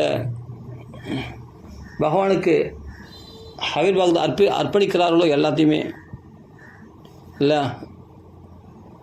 பிரம்மார்ப்பணம் பிரம்ம ஹவிர் பிரம்மாக்னோ பிரம்மனாஹூதம் பிரம்மைவ தேன கந்தவியம் பிரம்ம கர்ம சமாதினா அப்படின்ட்டு சொல்லியிருக்கு பகவத்கீதையில். அப்படிப்பட்ட எல்லாமே கிருஷ்ணார்ப்பணமாக அந்த யாகத்துடைய பொருள் யக்ஞகர்த்தா, யாகத்துடைய பொருள் எல்லாமே பகவத் ஸ்வரூபம். யக்ஞ நாராயணன், யக்ஞ புக்கு, யக்ஞ போக்தா அவன் தான். பகவான் தான் அனுபவிப்பாளன், அந்த யாகத்தை அனுபவிக்கிறவன். அப்படிப்பட்ட கிருஷ்ண பரமாத்மா அந்த குழந்தைகள் கொடுத்த அந்த எச்சில் பிரசாதத்தை பகவான் சாப்பிட்டான்னா இதான் அவனுடைய கருணைன்னு அர்த்தம். கிருபாலு. யாகத்தில் புஜிக்கக்கூடிய பகவான் இந்த குழந்தைகள் கொடுத்த உணவுகளை புஜித்தானே. இது என்னன்னு சொல்ல, பக்தர்களுக்கு எவ்வளோ சுலபமாக இருக்கிறான் பார் பகவான், எவ்வளோ சுலபமானவன் பகவான் என்று தெரிகிறது. பிப்ரத்வேணும் ஜடரபடையோ ஸ்ருங்கவேத்ரே செகக்ஷே வாமே பாணு மசரண கபலம் தத் பலான் அங்குலீஷு திஷ்டன் மத்தியே ஸ்வபரிசுஹൃதோ ஹாசகின் நர்மபிஹி ஸ்வைஹி ஸ்வர்கே லோகே மிஷதி புபுஜே யக்ஞபுக்கு பாலகேலிஹி. அப்போ என்ன பண்ணோன்னா, பசங்களாம் சாப்பிட்றாங்கல்ல, இந்த குழந்தைங்கள்லாம் சாப்பாடு சாப்பிடுது, எல்லாருக்கும் கிருஷ்ணன் ஊட்டி விட்றான், கிருஷ்ணன் எல்லா பசங்களும் ஊட்டி விட்றான் இல்லையா. அந்த சாப்பாடு என்ன பண்ணுறான், இந்த தேவர்கள்லாம் பார்த்து தேவர்களோட பிரம்மாவை நின்று இருக்கார். பிரம்மதேவர் என்ன பண்ணார், இந்த பசங்களெல்லாம் அபகரிச்சின்னு போக போகிறாரு. கிருஷ்ணன் கூட விளையாடுற அந்த குழந்தைங்கள்லாம் பிரம்மலோகத்துக்கு நைஸாக திருடின்னு போக போகிறாரு. அப்போ நம்மளுக்கு அபச்சாரம் பண்ண போகிறாரு. அதனால் என்னன்னா, இந்த பசங்கள்லாம் சாப்பிட்ட அந்த சாப்பாடு மிச்சம் கீழே சிந்தி போயிருந்தா ஒரு காக்கா வடிவம் எடுத்து நம்ம போய் சாப்பிட்டுடலாம் அப்படின்னு தேவரெல்லாம் காத்துன்னு இருக்காங்களாம். அதனால தான் தேவரெல்லாம் சூழ்ந்துருக்காங்களாம். காக்கா வடிவம் எடுத்து கிருஷ்ண பிரசாதத்தை கிருஷ்ணன் சாப்பிட்டு இல்லை கிருஷ்ண பக்தர்கள் சாப்பிட்டு அந்த உச்சிஷ்ட பிரசாதத்தை நம்ம சாப்பிட்டோம்னா நம்மளாம் பாக்கியம் பெற்றவர்கள் ஆகிடுமே. என்ன தேவலோகத்தில் நம்ம என்ன டான்ஸு, ஊதசி டான்ஸு, நம்ம ஊதசி டான்ஸு, அமிர்த சாப்பிட்டு என்ன லாபத்தை கண்டோம்? காலம்தான் வீணாக போகுது. இங்கே பார், பக்தி சுகத்தை அனுபவிக்கிறாங்களே இவர்களெல்லாம் பாக்கியசாலிகள், இந்த பிருந்தாவன வாசிகள், இந்த கோபர்கள். அதனால் பகவத் பிரசாதம் கிடைக்கலாம் பரவாயில்ல, இந்த பாகவத பிரசாதமாவது கிடைக்குமா அப்படின்னு ஏங்கி நிற்காங்களாம். அதனால் காக்கை வடிவத்தில் வந்திருக்காங்களாம். உடனே கிருஷ்ணன் பார்த்தானா. இதெல்லாம் பக்தர்கள் சொல்லக்கூடிய விஷயம். சுவாரஸ்யமாக, டேய் எவனும் சாப்பாடை சிந்தவே கூடாது, கையை நல்லா நக்கி சாப்பிட்டுடணும். ஒருத்தங்க கூட வந்து சாப்பாடை கேட்குதா, சாப்பாடு பசங்க என்னென்னா எல்லாம் ஒன்றா உட்காந்து சாப்பிட்றாங்க. கிருஷ்ணன் கூட சாப்பிடும்போது என்னென்னா கையை நக்கி சாப்பிட்டுடணும். புரியுதா? சரி, தண்ணியில் யமுனையில் கழுவி இல்லாமண்ணா யமுனையில் கழுவாத. ஏன்னா யமுனையில் கழுவினா மீன் ரூபாய் எடுத்து பிரம்மதேவர் பார்த்தார். சரி, அப்போது அந்த காக்கை ரூபாய் எடுத்து சாப்பிடலான்னு பார்த்தா சாப்பாடை என்னென்னா வெளியே சிந்துறதா இல்லை. அதனால தான் பகவத் பிரசாதத்தை கீழே சிந்தக்கூடாதுன்னு, சிந்தாமல் சாப்பிடணும் அப்படின்ட்டு பசங்களுக்கு எச்சரிக்கை பண்ணுறான் பகவான். பகவான் சொன்னால் பசங்க கேட்டுப்பாங்க. உடனே கையை நல்லா நக்கி சாப்பிட்டாங்க.